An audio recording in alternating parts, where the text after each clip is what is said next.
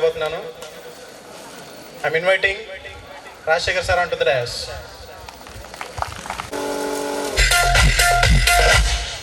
Thank you Venkat. ఎక్కువ తీసే. Okay sir. Sir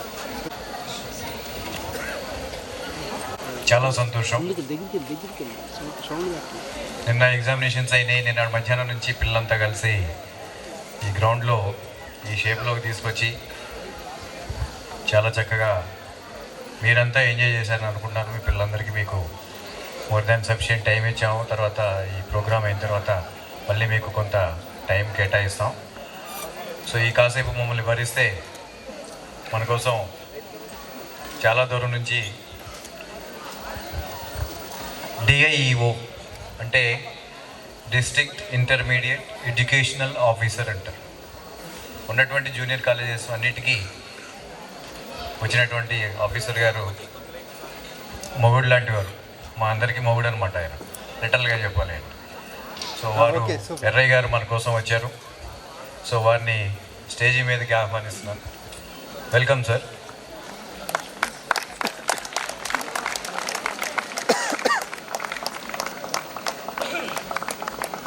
నిన్న సాయంత్రం యాక్చువల్గా నేను వారు రేపల్లో వస్తే వారిని నేను ఈవినింగ్ కలిసి పర్సనల్గా నేను మీరు ఈ ఫంక్షన్కి రావాలి అని చెప్పి సార్ ఓకే వారు ఒబ్లైజ్ చేశారు. వారు నెంబర్ ఆఫ్ ఇన్స్పెక్షన్స్ అవి పెట్టుకుని ఇవాళ కూడా పెట్టలవానిపాలెం అటు ఇటు వెళుతూ ఆల్మోస్ట్ నేను సాయంత్రం 5-6 సార్లు వారిని విసిగించి ఆల్మోస్ట్ బాపట్ల నుంచి వారు మన కోసం ఇక్కడ దాకా రావటం చాలా సంతోషం sir. Thank you very much sir. మీరు చెప్పింది కావూరే సార్, అంతేకంటే చందూరు కాలేజీకి ప్రిన్సిపల్గా చేశారు. తర్వాత వొకేషనల్ కోర్సెస్కి కమిషనర్గా వారి సర్వీస్ని బట్టి వారు కమిషనర్గా లాస్ట్ 4 years నుంచి చేస్తూ ఇప్పుడు డిఐఈఓ, ఒకప్పుడు దీన్ని ఆర్ఐఓ అని చెప్పి అనేవాళ్ళు, రీజనల్ ఇన్స్పెక్షన్ ఆఫీసర్ అని. కొత్తగా ఈ మధ్యకాలం నుంచి అది డిఐఈఓ అనేది ప్రాచుర్యంలోకి వచ్చింది. అది గుర్తుపెట్టుకోవడం కూడా కొంచెం ఇబ్బందిగా ఉంది సార్. యాక్చువల్గా ఆర్ఐఓ అనేది మాకు 15-20 years నుంచి ఆర్ఐఓ అనే ఆలోచన, డిఐఈఓ ఏంటర్ బాబు ఇది మాకు సంబంధించిందా కాదని కూడా కొంత కన్ఫ్యూజన్ ఉండేవాడిని మొన్నటి దాకా నేను. తర్వాత సారు మాకు పరిచయం అవటం, తర్వాత చాలా స్పీడ్గా సారు ఎర్రయ్య గారు ఒకసారి రేపల్లో కలిసాము, అలాగే చిలుమూరు కూడా ఇన్స్పెక్షన్కి వచ్చారు. మళ్ళీ తక్కువ టైంలోనే మీరు ఇక్కడ రావటం once again thank you sir. అట్లాగే నా కాలేజీ ప్రిన్సిపల్ గారు వెంకట్ని కూడా స్టేజ్ మీదకి ఆహ్వానిస్తున్నాను. మీరు ఇప్పుడు దాకా ఉన్నటువంటి ఉత్సాహం ఏమైపోయిందో మరి డల్ అయిపోయారంతా. ఎవరో ఒకసారి మీ ప్రిన్సిపల్ గారిని కొంచెం చప్పట్లతో ఆహ్వానించండి.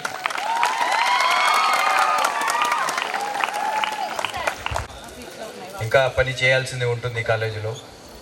దాన్ని మీట్ అవుతూ మిస్టర్ వెంకట్ చాలా వర్క్ చేస్తున్నాడు ఇక్కడ. Thank you. కూర్చోండి. అట్లాగే రేపల్లె కాలేజీ ప్రిన్సిపల్ గారు కూడా వచ్చారు క్యాంపస్లోకి. వారిని కూడా ఆహ్వానిస్తున్నాను. మిస్టర్ రత్నశేఖర్ మేడం గారిని కూడా స్టేజ్ మీదకి ఆహ్వానిస్తున్నాను. కూర్చుండొచ్చు.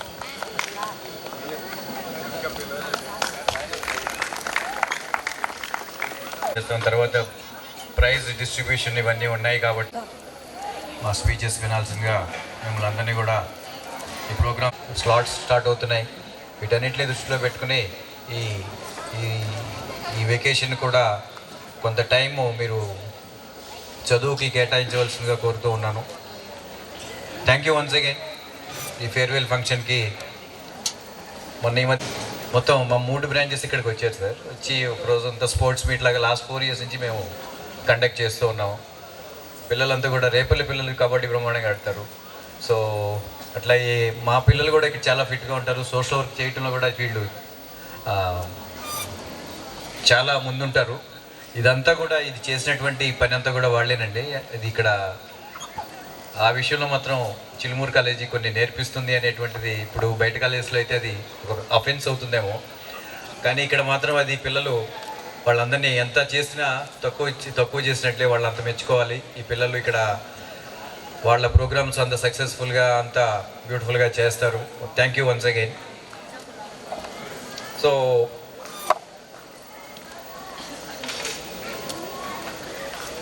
మన కాలేజీ చూసినట్లయితే కరోనా తర్వాత రకరకాల స్ట్రగుల్స్ తర్వాత మనం మళ్ళీ కొంత నార్మల్సీలోకి వస్తూ ఉన్నాం. మీరంతా చూస్తూనే ఉన్నారు. పిల్లలు కూడా కొంత మార్పు కనిపిస్తూ ఉంది. కరోనా తర్వాత, కరోనా ముందు, కరోనా తర్వాత అయిపోయింది, మీకు తెలియదు ఏముంది. పిల్లలు ఇప్పుడిప్పుడే మళ్ళీ కొంత చదువులో పడుతూ ఉన్నారు. వాళ్ళకు కూడా కొంత టైం ఇవ్వాల్సినటువంటి ఇది కనిపిస్తూ ఉంది. సో ఈ అకేషన్ వచ్చింది కాబట్టి నేను కొన్ని 1-2 మాటలు మీతో షేర్ చేసుకోవాలనుకుంటున్నాను. 2024లో చూసినట్లయితే 2 దిగ్గజాలని కోల్పోయాం మనం. మొదటి వ్యక్తి మొన్న ఆ మీటింగ్లో కూడా నేను చెప్పడం జరిగింది, రామోజీరావు గారు. ఈనాడు సంస్థలకి అధినేత అయినటువంటి రామోజీరావు గారు.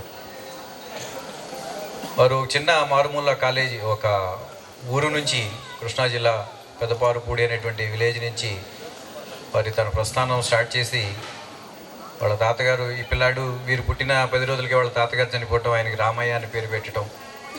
తర్వాత ఆయన ఒక స్కూల్లో చేరి ఆ స్కూల్లో నా పేరు రామోజీరావు అని ఆయనే రాయించుకోవటం ఆ వయసులోనే. తరువాత గుడివాడ డిగ్రీ కాలేజీలో ఇంటర్ డిగ్రీ చదవటం. అక్కడి నుంచి వారు మార్గదర్శి చిట్స్ అనేటువంటి చిట్ ఫండ్ కంపెనీని స్టార్ట్ చేయటం. తర్వాత వితిన్ 2 ఇయర్స్లో కిరణ్ యాడ్ ఏజెన్సీ అని, ఆయన ఫస్ట్ 3 ఇయర్స్ కూడా ఆ యాడ్స్లోనే పనిచేయటం జరిగింది. కిరణ్ యాడ్ ఏజెన్సీ అనేటువంటి దాన్ని స్టార్ట్ చేయటం. తర్వాత అలాగే వితిన్ 2 ఇయర్స్లో మళ్ళీ ఆయన మానస పుత్రిక అని చెప్తారు.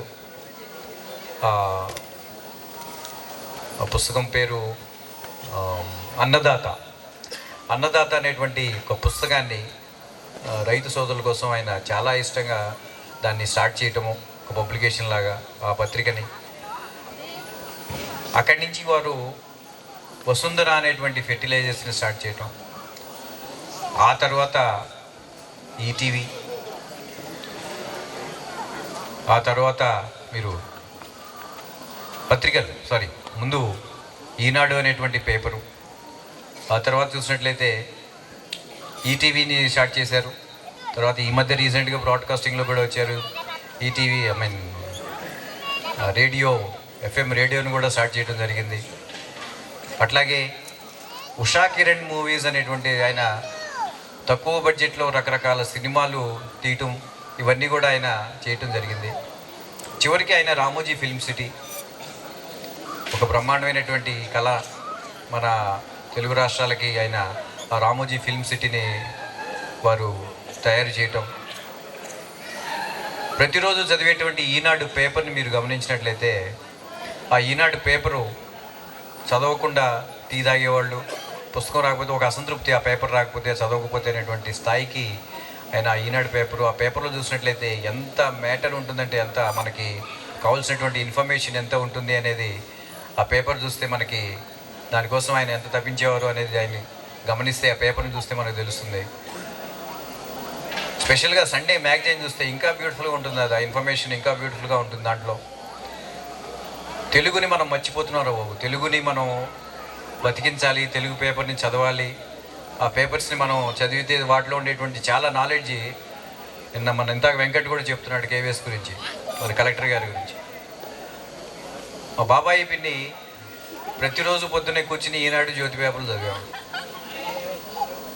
ఆ చూసినటువంటి చిన్నప్పటి నుంచి ఆ పిల్లలు కూడా, వాళ్ళు కూడా వీళ్ళకి 8 o'clockకి కాలేజ్ స్టార్ట్ అయితే 7 to 8 పేపర్ చదువుతూ కూర్చునేవాళ్ళు. వాళ్ళు కూడా వాళ్ళ ఫాదర్లతో పాటు ఎంత ఇన్ఫర్మేషన్ని వాళ్ళు గ్యాదర్ చేశారు. చిన్నప్పటి నుంచి వాళ్ళు పేపర్లు చదవటం మూలకంగా తెలుగు మీద ఎంత పట్టు వస్తుంది, తెలుగు భాష యొక్క మాధుర్యం ఎంత తెలుస్తుంది, ప్లస్ నాలెడ్జ్, కరెంట్ అఫైర్స్ అని అసలు ఏం జరుగుతున్నాయి ఈ ప్రపంచంలో అనేటువంటిది మొత్తం తెలిసేది.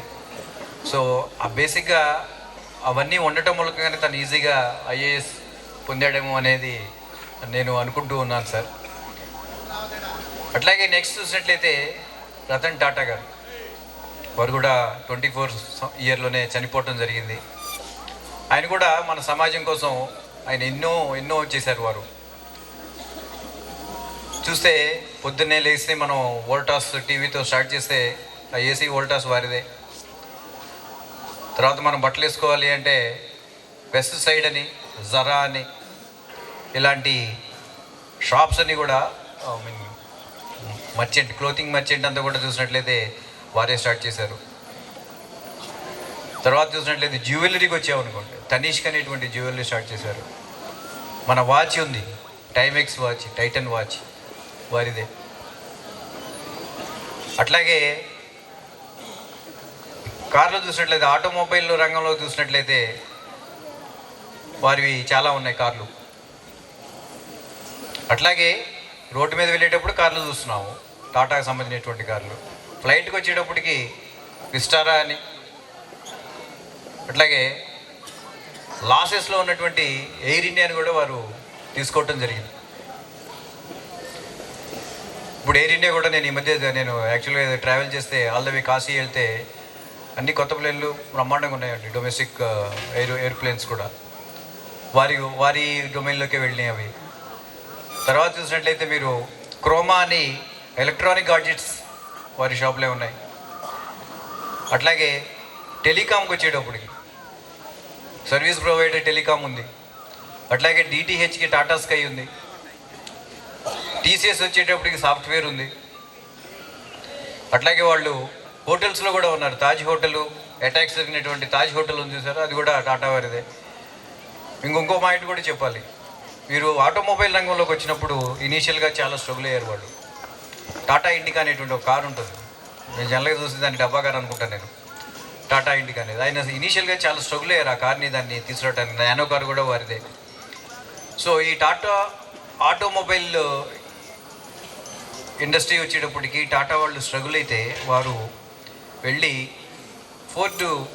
బిల్ ఫోర్డ్ అనే ఆయనతో కూర్చుని దాన్ని అమ్మేద్దాం అనేటువంటి ఉద్దేశంతో ఆయన దగ్గరికి వెళ్తే ఆయన మాట్లాడిన విధానం, ఆయన మీకు ఎందుకంటే ఈ గోలంతా, మీకు దీంట్లో అనుభవం లేదని కొంచెం హేళనగా మాట్లాడితే వెనక్కి వచ్చి వారు లేదు నేను మళ్ళీ చేయాలనేటువంటి పట్టుదలతో, ఇప్పుడు చూసినట్లయితే మీరు టాటా పంచిన ఎలక్ట్రిక్ కార్స్ చూస్తున్నాం.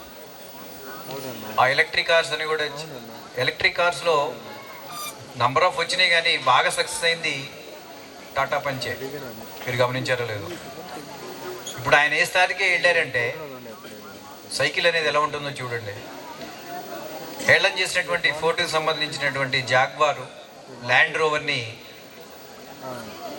టాటా గారు ఎక్వైర్ చేశారు. 2.3 బిలియన్స్ తీసుకుని ఈ మధ్య లాస్ట్ 3-4 ఇయర్స్ నుంచి టాటా వాళ్ళ వెహికల్స్ చూస్తే చాలా బ్యూటిఫుల్గా బయటకు వస్తూ ఉన్నాయి. దానికి కారణం కూడా వీళ్ళతో కొలాబరేషన్, ఈ జాగ్వారు, ల్యాండ్ రోవర్. సో ఆ విధంగా వారు ప్రతి రంగంలో, అదేవిధంగా ఆయన డొనేషన్స్ ఇవ్వడంలో కూడా చాలా ప్రసిద్ధి చెందినటువంటి వ్యక్తి.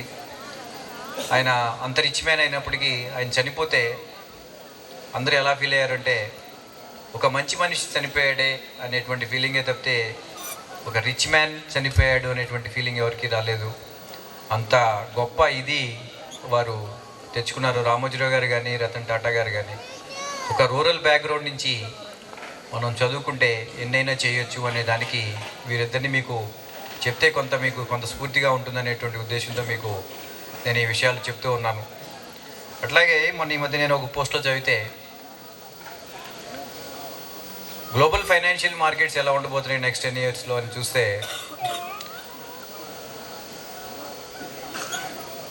ఎలక్ట్రిక్ కార్స్ మార్కెట్ అంతా కూడా నెక్స్ట్ 10 ఇయర్స్లో ఎలక్ట్రిక్ కార్స్ అనేవి బ్రహ్మాండంగా ఫ్లరిష్ అవ్వబోతున్నాయి. అట్ ద సేమ్ టైం ఆయిల్ని ప్రొడ్యూస్ చేసేటువంటి నేషన్స్ ఏవైతే ఉన్నాయో like Saudi Arabia, Iraq, Iran, Russia, Nigeria, ఇవన్నీ కూడా క్రైసిస్లోకి వెళ్ళిపోతున్నాయి. ఎందుకని అంటే ఆయిల్ కన్సంప్షన్ తగ్గిపోబోతుంది అనమాట. ఎలక్ట్రిక్ కార్స్ ఇవన్నీ కూడా ఇదవబోతుంది అని అర్థం. అట్లాగే పెద్ద పెద్ద మెషినరీలన్నీ కూడా మూలపడిపోబోతున్నాయి. ఆర్టిఫిషియల్ ఇంటెలిజెన్స్ మనల్ని డామినేట్ చేయబోతుంది. పెద్ద పెద్ద మెషినరీలన్నీ కూడా తుప్పు పట్టబోతున్నాయి. వాటి ప్లేసుల్లో రోబోట్లు రాబోతున్నారు. సో దానికి తగ్గట్టుగా మనం ఎలా మిమ్మల్ని మీరు మలచుకోవాలి. అట్లాగే బొగ్గుని మనం బాగా ఎక్కువ యూజ్ చేస్తాం. ఇప్పుడు మనం థర్మల్ స్టేషన్స్లో చూస్తాం, అవునా? ఆ థర్మల్ స్టేషన్స్లో బొగ్గు కన్సంప్షన్ కూడా తగ్గిపోబోతుంది. ఎలా? రెన్యూవబుల్ ఎనర్జీ ఏది? సోలార్, విండ్ ఎనర్జీ, అట్లాగే గ్రీన్ హైడ్రోజన్ అని కొత్తగా వస్తున్నాయి. ఇవన్నీ కూడా ఈ 3 కాంపోనెంట్స్ మూలకంగా బొగ్గుకు కూడా చెడు రోజులు రాబోతూ ఉన్నాయి. ఇవన్నీ మీకు ఎందుకు చెప్తున్నాను అంటే నెక్స్ట్ 10 ఇయర్స్లో మీరు వచ్చేటువంటి క్యాపిటల్ అమరావతి రాబోతుంది మనకి. వీటన్నిటిని దృష్టిలో పెట్టుకుని మీరు ఎలా గేరప్ అవ్వబోతున్నారు, మీ చదువు ఎలా ఉండాలి అనేటువంటి ఉద్దేశంతో ఇవి చెప్తాం జరుగుతూ ఉంది. నేను విట్రబాబు, మీరు చదువుకునేటువంటి చదువు అనేది ఫ్యూచర్కి సన్నద్ధమయ్యేటట్టుగా మనం ఉండాలా, గుర్తుపెట్టుకోండి. ఇంజనీరింగు డాక్టర్సే కాదు అనేది స్పెసిఫిక్గా మీకు చెప్పడానికి ఇవన్నీ నేను చెప్తూ ఉన్నాను. చాలా రంగాలు ఇప్పుడు మనకి రాబోతూ ఉన్నాయి. వాటిలో ఆర్టిఫిషియల్ ఇంటెలిజెన్స్, సాఫ్ట్వేర్కి సంబంధించినటువంటిది ఫస్ట్ది. దాంట్లో ఇంజనీరింగే కాకుండా రకరకాలు ఉన్నాయి. అట్లాగే ఫార్మా, హెల్త్ కేర్. ఫార్మా చూస్తే కరోనా తర్వాత నంబర్ ఆఫ్ డిసీజెస్ వస్తున్నాయి, మీరు గమనించారో లేదో. ఇప్పుడు జలుబు దగ్గు వస్తే తగ్గడానికి చాలా రోజులు పడుతుంది మనకి. So clinical research point of వ్యూలో చాలా ఎంప్లాయీస్ కావాల్సి వస్తూ ఉంది. అది నర్సింగ్ కావచ్చు, లేకపోతే ఇంకోటి కావచ్చు. ఒక కార్పొరేట్ ఒక హాస్పిటల్ తీసుకుందాం. ఆ కార్పొరేట్ హాస్పిటల్లో ఎన్ని రంగాలు ఉంటాయి చూడండి. మీరు ఒక కార్పొరేట్ హాస్పిటల్కి వెళ్తే మన ఫ్రంట్ ఆఫీస్ ఉంటుంది, మళ్ళీ రిసీవ్ చేసుకునే వాళ్ళు కొంతమంది ఉంటారు. సో అది హాస్పిటాలిటీ విభాగం. తర్వాత మనల్ని కొంతమంది లేడీస్ యూనిఫామ్లు వేసుకుని మనల్ని ఏం చేస్తారు, కన్సల్ట్ మీరు ఎక్కడికి వెళ్ళాలి అక్కడికి తీసుకెళ్తారు, అవునా కదా? అక్కడి నుంచి ఏ విభాగానికి వెళ్ళాలి, సాఫ్ట్వేర్. సో టెక్నీషియన్స్ చాలామంది కనిపిస్తూ ఉన్నారు. ఇట్లా రకరకాలంగా ఆడిటింగ్. ఇట్లా చూసినట్లయితే ఒక హాస్పిటల్కి సంబంధించి ఒక బైపీసీ బ్యాక్గ్రౌండ్ ఉన్న వాళ్ళే ఉంటున్నారా అంటే అన్ని చదువుకున్న వాళ్ళందరూ చాలామంది కలిస్తేనే ఒక హాస్పిటల్ ఫామ్ అవుతుంది. అట్లాగే మన చదువులు కూడా గ్రాడ్యుయేషన్ అవ్వచ్చు, లేకపోతే ఇంకోటి ఏదైనా కానీ మీరు చదివినట్లయితే దానికి తగ్గట్టుగానే మీరు చదువులు ఉండాలి అనేటువంటిది నా ఉద్దేశం. అట్లాగే కంటెంట్ రైటింగ్ దేనికి?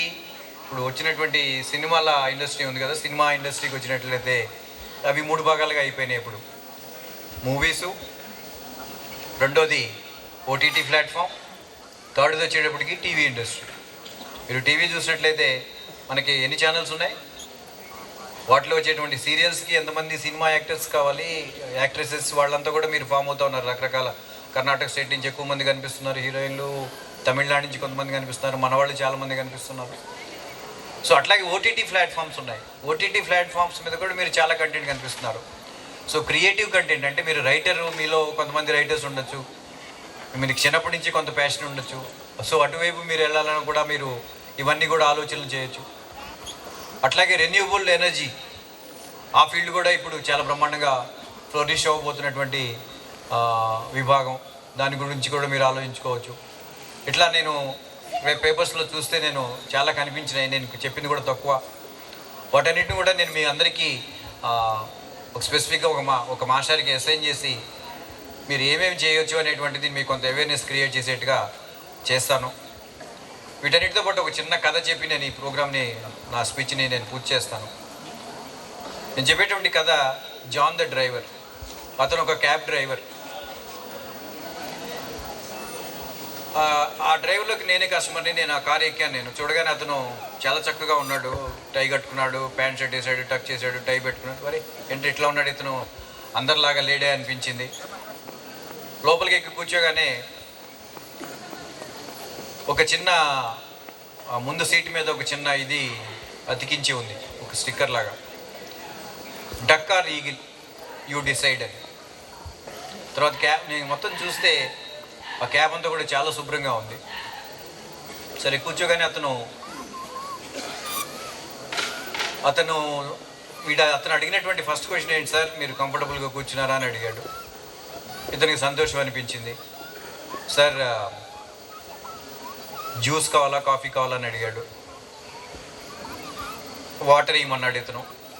తర్వాత సార్ మీకు నేను మిమ్మల్ని ప్రశాంతంగా కూర్చోండి, మిమ్మల్ని ఇబ్బంది పెట్టకుండా మీరు చెప్పినటువంటి రూట్లో ఒక ఎకానమీ మోడ్లో అంతకంటే ఎక్కువ టారిఫ్ నేను ఛార్జ్ చేయను, మిమ్మల్ని మీ డెస్టినేషన్ నేను చేరుస్తాను అనేటువంటి మాటని అతను చెప్తే నేను ఇంకా ఆశ్చర్యపోయాడు. సార్ నేను మీతో ఎంగేజ్ చేసి మాట్లాడుతూ ఉంటే పర్లేదా, లేకపోతే మీరు నేను కాముగా కూర్చోమంటారా అని అడిగాడు. ఏంటి బాబు ఇది డక్ అండ్ ఈగిల్ అని అడిగాడు అతను. సార్ నేను కూడా అందరిలాగానే ఉండేవాడిని, లైక్ ఆల్ ద ప్యాక్లో ఉన్న డ్రైవర్ లాగానే నేను ఉండేవాడినండి. కానీ ఒకసారి ఒక డాక్టర్ నా కారులోకి ఎక్కారండి. ఆయన చెప్పినటువంటి ఫిలాసఫీని నేను ఫాలో చేస్తూ నేను మారాను సార్ అని చెప్పి పర్సనాలిటీ డెవలపర్ ఆయన, డాక్టర్ అని ఆయన నువ్వు ఎలా ఉండాలి, నువ్వు డిఫరెంట్గా ఉంటేనే కదా నీ కారు ఎక్కేది, నేను గుర్తుపెట్టుకునేది అనేది అతనికి చేస్తే నేను మెల్లగా మారాను సార్, మారి నేను ఇప్పుడు ఈ స్టేజ్కి వచ్చాను సార్ అని చెప్పి అతను చెప్పడం జరిగింది.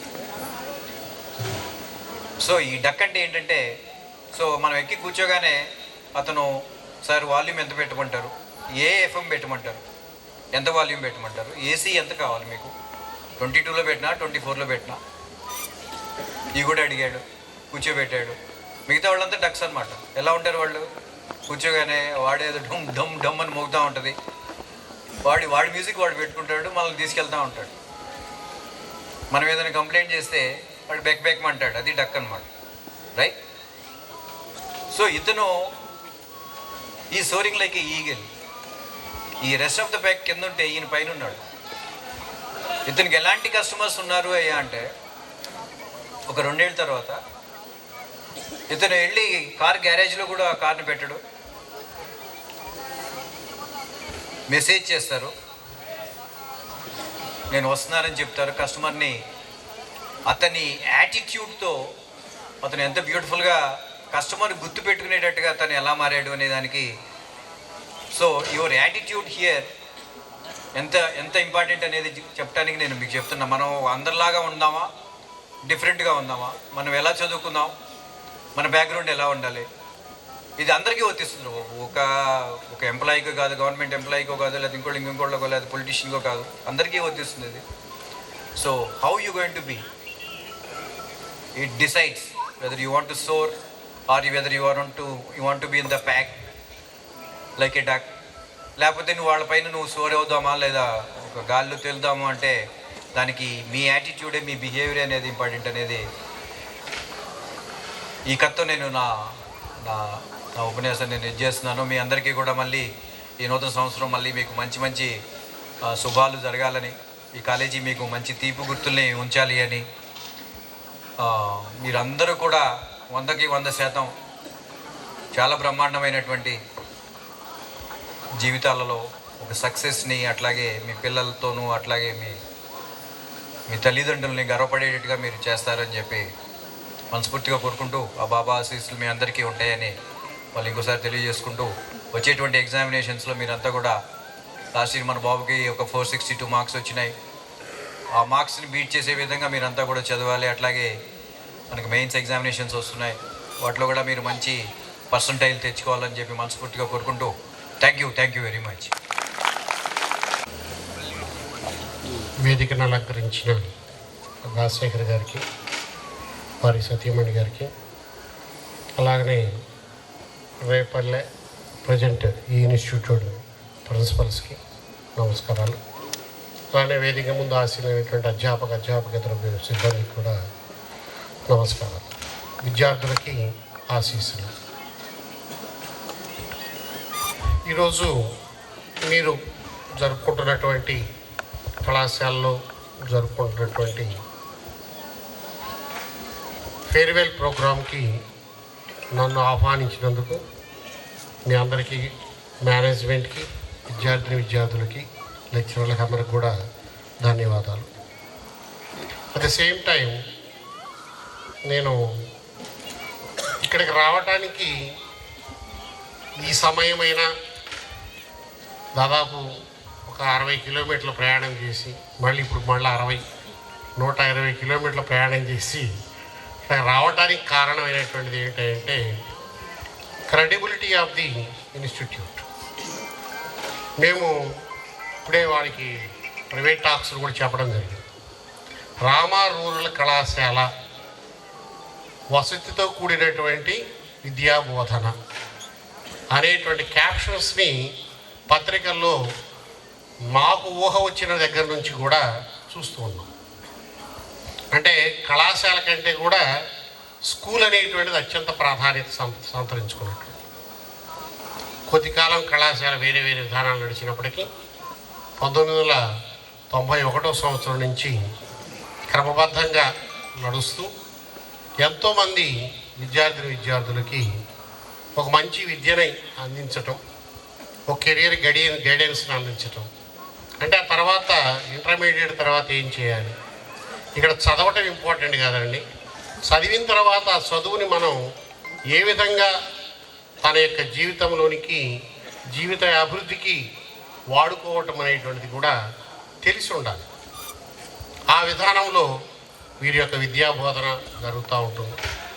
ఇంత మంచి క్యాంపస్, అధ్యాపకులు వీటన్నీ కూడా జనరల్గా కార్పొరేట్ కళాశాలలో జరుగుతూ ఉంటాయని అనుకుంటారు. కానీ ఫ్యాక్ట్స్ చెప్పాలి ఇట్లాంటి సమయాల్లో. ఎందుకంటే పేరెంట్స్ కూడా వచ్చి ఉంటారు అనుకుంటున్నాను. పేరెంట్స్ కూడా వచ్చి ఉంటారు కాబట్టి కొన్ని ఫ్యాక్ట్స్ మీ ముందు తలుచుకుంటాను. నేను ఈ వ్యవస్థలోకి ఇంటర్మీడియట్ వ్యవస్థలోకి వచ్చి 36 సంవత్సరాలు. అంటే మేము వచ్చే నాటికి వ్యవస్థ ఎలా ఉన్నాయంటే ఈ రామా రూరల్ కళాశాలలో కూడా సీట్లు పెద్ద పెద్ద రికమెండేషన్స్తోనే దొరుకుతాయి, అంత ఈజీగా దొరకవండి ఆ రోజుల్లో. కారణం కార్పొరేట్ వ్యవస్థ అని పేరు చెప్పుకొని వచ్చి ప్రజల్ని, తల్లిదండ్రులు ముఖ్యంగా మోసపూరితమైనటువంటి వాగ్దానాలతో చేయటం ద్వారా వాళ్ళు కోట్ల రూపాయలు సంపాదించుకుంటున్నారు. అక్కడ చదువుతున్నటువంటి విద్యార్థులు మరలా సామాన్య విద్య వైపే మరలి వస్తున్నారు. ఇప్పుడు మనందరికీ తెలిసిన నిజం ఏంటంటే ఈ రాష్ట్రంలో 10,000 మెడికల్ సీట్లు ఉంటాయి అనుకోండి, లేదా ఒక 20,000 ఇంజనీర్ సీట్లు ఉంటాయి అనుకోండి. అక్కడ ఇక్కడ కలిపి మొత్తం చూస్తే 30,000 మందో లేకపోతే ఒక 40,000 మందో చదవాలి. అది ఒక న్యాయం. కానీ మా దగ్గర చదివిన వాళ్ళందరినీ ఇంజనీర్లు చేస్తామని, మా దగ్గర చదివిన వాళ్ళందరినీ డాక్టర్లు చేస్తామని చెప్పి పల్లెల్లో ఊదరగొట్టి ఆ తల్లిదండ్రులు తిని తినక దాచిపెట్టుకున్నటువంటి సొమ్ముని, లేదా ఉన్న అరెకరా పావు ఎకరా పొలాన్ని అమ్మి తన యొక్క బిడ్డల మీద పెట్టుబడి పెట్టి తీసుకెళ్ళటం అనేటువంటి జరుగుతాం. ఒకప్పుడు విద్యా విధానం అనేటువంటిది విద్యార్థి అంటే దాంట్లో అర్థం నేను మరి ప్రత్యేకంగా చెప్పాల్సిన పని లేదు. ఈరోజు విద్య ఒక పెద్ద కొనుగోలు వస్తువుగా మారిపోయింది. ఆ కొనుగోలు వస్తువు స్థాయి నుంచి అంటే అది మనకు అందని ద్రాక్ష పండులాగా చూపిస్తున్నారు. వాస్తవంగా అది ద్రాక్ష పండు, అందరి ద్రాక్ష పండు ఏం కాదు, నేల మీద పండినటువంటి మొక్కకు కాసినటువంటి ద్రాక్ష పండే తప్ప ఎక్కడో ఇంద్రలోకంలోనో లేకపోతే పైలోకంలో పుట్టినటువంటి ద్రాక్ష పండు అయితే కాదు. ఆ విధంగా దాన్ని చేసి ఇంకొక బూచిని చూపించి వాళ్ళు సంపాదించుకుంటున్నారు, ప్రజలందరూ కూడా ఇబ్బందులు పడుతున్నారు. వీటన్నిటిని ఆలోచించినప్పుడు, వాటితో కంపేర్ చేసినప్పుడు మన ఈ వ్యవస్థ, ఈ రామా రూరల్ కళాశాల అనేటువంటిది అత్యంత మేలైనటువంటి విద్యని, మోసపూరితమైనటువంటిది లేకుండా విద్యార్థులను ఇక్కడే ఉంచి వాళ్ళకి మంచి క్రమశిక్షణతో కూడిన విద్యను అందించడం ద్వారా ఒక మంచి పేరు సంపాదించుకుంది. ఈరోజు ఒక చైతన్య కళాశాల గురించి ఈరోజు తెలుసు, లేకపోతే ఒక నారాయణ కళాశాల గురించి తెలుసు. కానీ 50 సంవత్సరాల నుంచి కూడా ఈ సంస్థల గురించి తెలిసినటువంటి వ్యక్తులు ఈ రోజుకి దీని మీద అభిమానంతో ఉంటూ ఉంటారు. మీకు తెలియ నిజం, చైతన్య కళాశాలలో 50,000 మంది చదివారు అంటే పాస్ అవుట్ ఎంతో తెలుసా? 35,000. మిగిలిన 15,000 మంది తప్పారు. అది ఎవ్వరూ తెలియదు, చెప్పరు. చెప్పినా మీరు నమ్మరు, ముఖ్యంగా మీరు నమ్మరు, ప్రజలు నమ్మరు. యాజ్ ఎ ఫ్యాక్ట్ నేను ఫ్లయింగ్ స్క్వాడ్ డ్యూటీకి దాదాపు ఇంటర్మీడియట్ వ్యవస్థలో 12 సంవత్సరాలు ఫ్లయింగ్ స్క్వాడ్ డ్యూటీ చేశాను. నాకు ఈ గుంటూరు జిల్లాలో ఉండేటువంటి ప్రతి కళాశాల యొక్క రూములు కానివ్వండి, టాయిలెట్ గదులతో సహా ఏ స్థాయి ఏ దిశలో ఉంటాయి, ఆ దిశలో ఏం జరుగుతుంది అన్నీ నాకు తెలుసు. ఆ క్రమంలో నేను ఒకసారి విజ్ఞాన కళాశాలకి ఎగ్జామినేషన్ అడ్వాన్స్ సప్లిమెంటరీకి వెళ్ళినప్పుడు హాల్ టికెట్లు జనరల్గా చెక్ చేయం. సరేదో లీజర్లీగా ఉన్నాం కదా అని అన్ని హాల్ టికెట్లు చెక్ చేస్తే చైతన్య కళాశాలలో తప్పినటువంటి విద్యార్థుల హాల్ టికెట్లు అక్కడ కనపడి, అప్పటిదాకా నేను కూడా నమ్మలా. నేను కూడా అసలు ప్రాక్టికల్గా గమనించానండి. అంటే చైతన్య కళాశాలలో కూడా చేరినటువంటి విద్యార్థులు తప్పుతారు అనేటువంటిది ఎస్టాబ్లిష్ అయింది. మేము అనాలిసిస్ తీసాం. బికాజ్ ఆఫ్ నేను కూడా ఆ రోజు గవర్నమెంట్ జూనియర్ లెక్చరర్ అసోసియేషన్ 23 జిల్లాలకి స్టేట్ జాయింట్ సెక్రటరీ అసోసియేషన్ పరంగా ఎనాలిసిస్ తీసి చూస్తే ఒక్క గుంటూరు రీజియన్లో మాత్రమే 3,000 మంది తప్పారు. అంటే దాన్ని బట్టి అంటే I'm not criticise to the institution, but ఓవరాల్గా పేరెంట్స్కి విద్యార్థులకు ఒక అవగాహన రావాలనే ఉద్దేశంతో మాత్రమే ఈ విషయాన్ని చెప్తున్నానండి. అంటే దాన్ని బట్టి మనం ఏమర్థం చేసుకుంటున్నాం, తప్పటం అనేటువంటిది ఎక్కడైనా జరుగుతుంది. కావాలని తప్పాలి అనేటువంటి ఉద్దేశంతో లక్షలు గట్టిపోయి అక్కడ పోయి వాళ్ళు చెప్పింది వీళ్ళకి అర్థం కాక, వీళ్ళ భాష వాళ్ళకి అర్థం కాక ఆత్మహత్యలు చేసుకొని తల్లిదండ్రులకు దూరం అయ్యి ఇబ్బందులు పడతా చదివేదానికంటే తల్లిదండ్రుల కంటే మిన్నగా చూసుకొని దగ్గరుండి భయం లేకుండా విద్యని నేర్పేటువంటి సంస్థలకు వెళ్ళటమే శ్రేయస్కరం అనేటువంటిది ముఖ్యంగా పేరెంట్స్ గుర్తించాలి. అయితే దీంట్లో కూడా ఇంకొక పాయింట్ చెప్తాను. ఒకప్పుడు parents play an important role join of the admissions in any institution అని. ఇక్కడ ఫాల్స్ ప్రిస్టేజ్ బాగా పెరిగిపోయింది మనందరిలో కూడా. ఫాల్స్ ప్రిస్టేజ్ ఏందా అంటే ఆ అమ్మ ఈ అమ్మ పక్కన వాళ్ళు కానీ లేకపోతే ఎక్కడ మీటింగ్లకు కానీ వెళ్ళినప్పుడు ఏం చేస్తారు మన ఆడవాళ్ళు, నగలు ఇవన్నీ నా చీర చూడు నా నగ చూడు అంటారు. అంతవరకు మంచిగా ఉండే, అంతవరకు ఇబ్బంది లేదు. ఇప్పటి కాలం ఏమైందా అంటే మీ అబ్బాయి ఎక్కడ చదువుతున్నాడు, మీ అమ్మాయి ఎక్కడ చదువుతుంది, నారాయణ కాలేజీ చదివితేనే ఆమెని గురించి ఈమె గొప్పగా మాట్లాడగలదు, ఆమెతో పలకడానికి ఈమె ఇష్టపడదు. ఇదే same condition apply to the males also.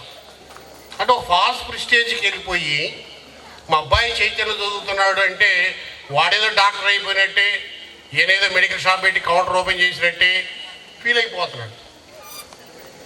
అలాగనే ఇంజనీర్ అయిపోయాడు, రోడ్లన్నీ వేసాడు, బ్రిడ్జీలు కట్టాడు. ఇప్పుడు ఏ బ్రిడ్జి కూడా నిలబట్టలేదు, అది అందరూ తెలిసిన విషయం. బ్రిడ్జీలు కట్టేస్తున్నాడు, కోటు సంపాదించేస్తున్నాడు మా అబ్బాయి అని ఫీల్ అయిపోయేది క్రమం స్టార్ట్ అయిపోయింది. Oh false prestige of the society. At the same time students విషయానికి వచ్చినట్టయితే అదిగో నాతో పాటు చదివినవాడు ఆ గుంటూరు చైతన్యాలో లేదా పరశురామ కాంప్లెక్స్ లేకపోతే ఏదో రకరకాలు ఉన్నాయిలేండి, అక్కడ ఆవుల కాంప్లెక్స్లు అన్నీ రకరకాలు ఉన్నాయి. వాటిలో చదువుతున్నాడంటేనే ఆడితో పాటు ఇటు చదవాలంటాడు. ఏమంటే ఐక్యూ అందరికీ సమానంగా ఉంటుందండి. ఇది బేసిక్ కాన్సెప్ట్.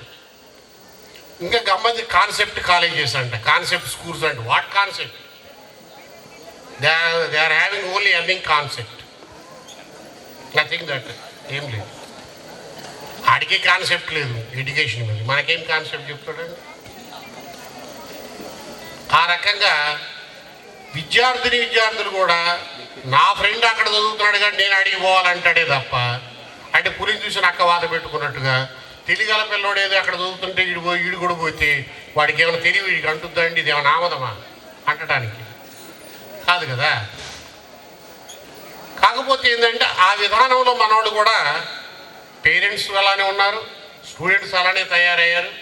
వాళ్ళకి మాత్రం కోట్లు సంపాదించి ఇస్తున్నాం, మనం మాత్రం భేదోళ్ళుగా మారిపోతాం. ఇంత చూస్తే ఏందిరా అంటే ఆడు తప్పుతాడు, తప్పి వాడు ఊళ్ళోకి రాడు. ఏమిరా ఊళ్ళోకి రావట్లేదంటే మా అబ్బాయి అక్కడ ఏదో చేస్తున్నాడు, ఏం చేస్తున్నాడు, ఏదో చేస్తున్నాడు. చివరికి ఎక్కడ తేలుతాడా అంటే వాడు పోలీస్ స్టేషన్లో తేలుతాడు, చైన్ స్నాకర్స్ గాను లేకపోతే ఇంకేది. ఇవన్నీ నేను లైవ్ ఎగ్జాంపుల్స్ చెప్తున్నానండి. నాకు తెలిసిన పేరెంట్స్ చేసిన కార్యక్రమాలు, ఆ యొక్క వాళ్ళ పిల్లలు చేసిన కార్యక్రమాల గురించి నేను చెప్తున్నా, వేరేదిగా. చివరికి వాడు ఎక్కడో తేలుతున్నాడు. మరీ గత 5 సంవత్సరాలు చూస్తే గంజాయి మత్తు.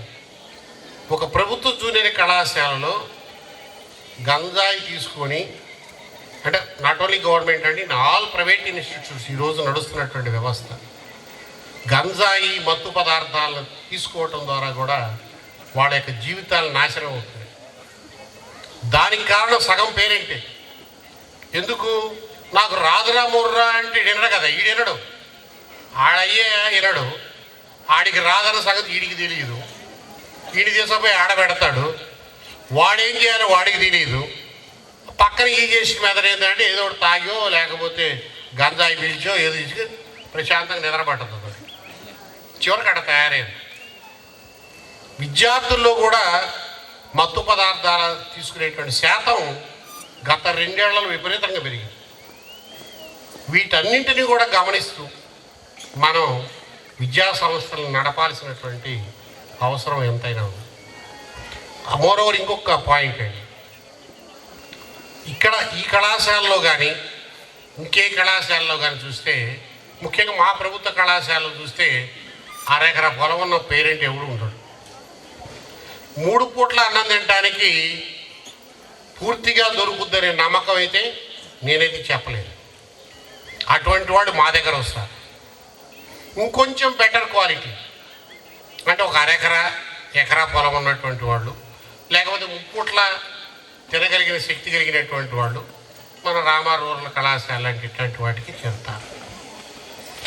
అసలు ఏమి తిన్నాడో తెలియదు, ఎంత పారేసాడో తెలియదు, వాళ్ళంతా పోయి పైన కూర్చుంటారు. ఈ కేటగిరికల్గా విభజన చేసినప్పుడు మనం ఎటువంటి విద్యా వ్యవస్థలో చేరాలి అనేటువంటిది మొట్టమొదటి నిర్ణయం తీసుకోవాల్సినటువంటి బాధ్యత పేరెంట్ కంటే స్టూడెంట్కి ఎక్కువ. ఎందుకంటే ఈ రోజున పేరెంట్ చెబితే స్టూడెంట్ అనే పరిస్థితి ఉందా? నాకైతే ఎక్కడ కనపడదు. పిల్లోడు చెప్పింది పేరెంట్ వినాల్సింది. ఆయన పంచికట్టుడైనా, టక్కరైనా, టిక్ టాక్ టక్కరైనా, పైన టోపీ పెట్టినా, ఎన్ని కింద షూ వేసి ఎన్ని తిప్పినా అల్టిమేట్గా ఆడు కన్నా ప్లస్ మైనస్ చుట్టూ దిగుతూ ఉంటాడు. ఆడు చెప్పిన దానికి మాత్రమే అతను వినాలి. వినకపోతే వాడు బెదిరిస్తాడు, తప్పట్ల. కాబట్టి విద్యా వ్యవస్థలో అందరూ కూడా విద్యావేత్తలుగా మనమైనా, ఎక్కడ సామాజిక కార్యక్రమాలు జరిగినప్పటికీ కూడా ఇట్లాంటి విషయాలన్నింటిలో కూడా విద్యార్థుల్ని కాస్త విజ్ఞానవంతులు చేయాలి. మన విజ్ఞానవంతులు అంటే మన భాష ఏంటంటే పుస్తకం. ఇంతలా పుస్తకం ఇంటర్మీడియట్ వ్యవస్థ ఒకటి ఇచ్చింది కదా, నెక్స్ట్ ఇయర్ నుంచి వ్యవస్థల మార్పు వచ్చింది, పుస్తకాల పేజీలు కూడా తగ్గేటువంటి అవకాశం ఉంది, మీకు కూడా కొంత టెన్షన్ తగ్గించేటువంటి అవకాశాన్ని పెట్టారు. కాబట్టి ఆ పుస్తకం చెప్పడం మాత్రమే మన బాధ్యతగా ఫీల్ అవుతున్నామే తప్ప దాని మించి నేర్పాల్సినటువంటి విషయాలు చాలా ఉన్నాయి. వాటిని ముందు మనం చదువుకొని, ఇప్పుడు మీ డైరెక్టర్ రాజశేఖర్ గారు చెప్పారు, స్టార్టింగ్లో మీ అందరికీ ఏమనిపించి ఉంటుంది అంటే ఏంటి టాటా గురించి ఇవన్నీ ఎందుకు, డెఫినెట్గా ఇక్కడ కూర్చొని ప్రతి ఒక్క వాళ్ళు ఫీల్ అయ్యి ఉంటారు. ఆయన అక్కడ మనం చెప్పదలుచుకుంది ఏంటంటే వాళ్ళు అలా అభివృద్ధి చెందారు, చిన్న స్థాయి నుంచి పెద్ద స్థాయి దాకా వచ్చారు. వాళ్ళు చేసినటువంటి కార్యక్రమాలన్నింటి కూడా ఒక ఆశయంతో చేశారు. ఆ ఆశయాల్ని మనం కూడా తీసుకొని మన తరపున మనం ఏదైనా సమాజానికి చేయగలుగుతామా అనేటువంటిది ఆలోచించి చేయడం ద్వారా సమాజ అభివృద్ధిలో మన పాత్ర పూర్తి చేసుకోవాలనేటువంటిది వారి యొక్క తపన. అది నాకు అర్థమైంది. అలాగనే ఇప్పుడు ఈరోజు చూసాం, ఇది ఫేర్వెల్ ఫంక్షన్ అన్నారు. ఓకే, ఇది 2000 ఫేర్వెల్ ఫంక్షన్. ఇది మనది కాదు, అంటే మాది కాదు. కింద ఉన్న లెక్చరర్స్ కూడా అంత ఎక్కువ మందిది కాదు. ఈ మధ్య వచ్చినటువంటి లెక్చరర్స్ అయితే ఖచ్చితంగా ఇది వీళ్ళ ఫేర్వెల్ ఫంక్షన్.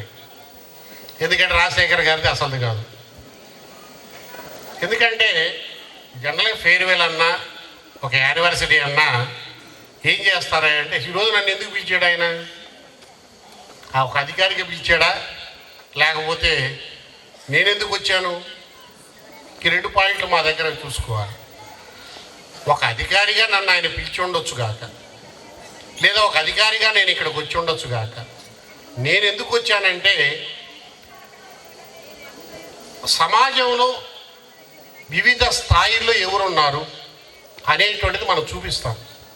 జనరల్గా ఒక యానివర్సరీ ప్రోగ్రాంలో మే వయసులో జరిగినటువంటి ప్రోగ్రాం మీ ముందు ఉంచుదలుచుకున్నాం. ఒకటి ఏంటయ్యా అంటే, ఒక లాయర్, ఒక జడ్జిని పిలుస్తాం ఇట్లాంటి సమావేశాలు. ఒక ఎడ్యుకేషనలిస్ట్ అంటే చుక్కా రామయ్య లాంటి వాళ్ళని పిలుస్తాం, ఎడ్యుకేషనలిస్ట్. అలానే ఒక పెద్ద పోలీస్ ఆఫీసర్ని పిలుస్తాము, ఒక పొలిటీషియన్ పిలుస్తాము, అంటే రియల్ పొలిటీషియన్. ఈరోజు వచ్చేటువంటి వాళ్ళు కాదండి, సామాజిక సేవ అంటే అర్థం తెలిసినటువంటి పొలిటీషియన్ పిలుస్తారు. అంటే సమాజంలో ఎవరైతే ఉన్నత స్థానాల్లో ఉన్నారో వాళ్ళని ఇక్కడ స్టేజీ మీదకి ఆహ్వానించి వాళ్ళని రోల్ మోడల్గా చూపించి, మీరు ఇలా ఎదగాలి, సమాజంలో మీ యొక్క స్థానాలని మీరు నిర్ణయం చేసుకోవాలి అని చెప్పటం కళాశాల యానివర్సిటీ యొక్క ఉద్దేశం, ప్రధాన ఉద్దేశం అదండి. ఇప్పుడు అదన్నీ పోయినాయి. ఆ సినిమా పాటకి ఈ సినిమా పాటకి ఆ పాటలకి వేయటం తప్ప అల్లూరి సీతారామరాజు అంటే తెలియదు, భగత్ సింగ్ అంటే తెలియదు. సినిమాలో ఎవరయ్యా అంటే కృష్ణ వేసాడు, లేకపోతే ఎన్టీ రామారావు ఓ సినిమాలో వేసాడు, అది మాత్రం చెప్తారు. ఆయన గురించి తెలియదు, భగత్ సింగ్ గురించి తెలియదు. వీళ్ళందరి మించి సావిత్రి పూలే వాళ్ళ గురించి తెలియదు. వీళ్ళందరూ అసలు మనందరం ఈరోజు ఇక్కడ కూర్చొని మనం మాట్లాడుకోగలుగుతున్నాము అని అంటే ఇట్లాంటి ఎంతోమంది ప్రాణత్యాగాలు చేయనివ్వండి, లేకపోతే వాళ్ళ యొక్క జీవితాలు అంకితం చేశారు. ఇప్పుడు మొన్నటికి మొన్న చూస్తే డొక్కా సీతమ్మ మధ్యాహ్న బడి భోజన పథకము అనేటువంటిది ప్రభుత్వ కళాశాల స్టార్ట్ చేశారు. అసలు ఆ డొక్క అంటే యాజ్ ఏ ఆర్ఐఓగా కాదండి, యాజ్ ఏ నేను మెంబర్గా నేను కొన్ని ఎడ్యుకేషన్ ఇన్స్టిట్యూట్స్కి వెళ్ళాను కలెక్టర్ గారు ఆర్డర్స్. ఎవరు కూడా డొక్కా సీతమ్మ అని పలకకుండా క్యాజువల్గా మధ్యాహ్న భోజన పథకం అంటున్నారు. నేనేమన్నానంటే అసలు ఎందుకు దాని ముందు ఒకటి ఉందండి అని నేను స్లిప్పులు పంపుతూ ఉంటాను, ఏది మధ్యాహ్నం డొక్కా సీతమ్మ అని. ఆ తర్వాత వాళ్ళందరూ డొక్కా సీతమ్మ ఎందుకు పెట్టారు పేరు అని చిన్నగా అడిగారు. అడిగితే అప్పుడు నేను వాళ్ళకి చెప్పాను, అంటే వచ్చేవాళ్ళు ఎందుకు వస్తున్నారో వాళ్ళకి తెలియదు, ఏం మాట్లాడాలో తెలియదు, ఎందుకు దాని సందర్భోచితంగా కాకుండా అసందర్భంగా అనేక రకాల విషయాలు మాట్లాడతారు. ఆ డొక్కా సీతమ్మ గారి పేరు రాజమహేంద్రవరం ప్రాంతంలో మీరు విని ఉండాలి. చిన్నప్పుడు పుస్తకాల్లో కూడా, తెలుగు వాచక పుస్తకంలో కూడా అది ఉంది, మేము చదువుకున్న రోజు. దాదాపు 10 years బ్యాక్ దాకా ఉంది.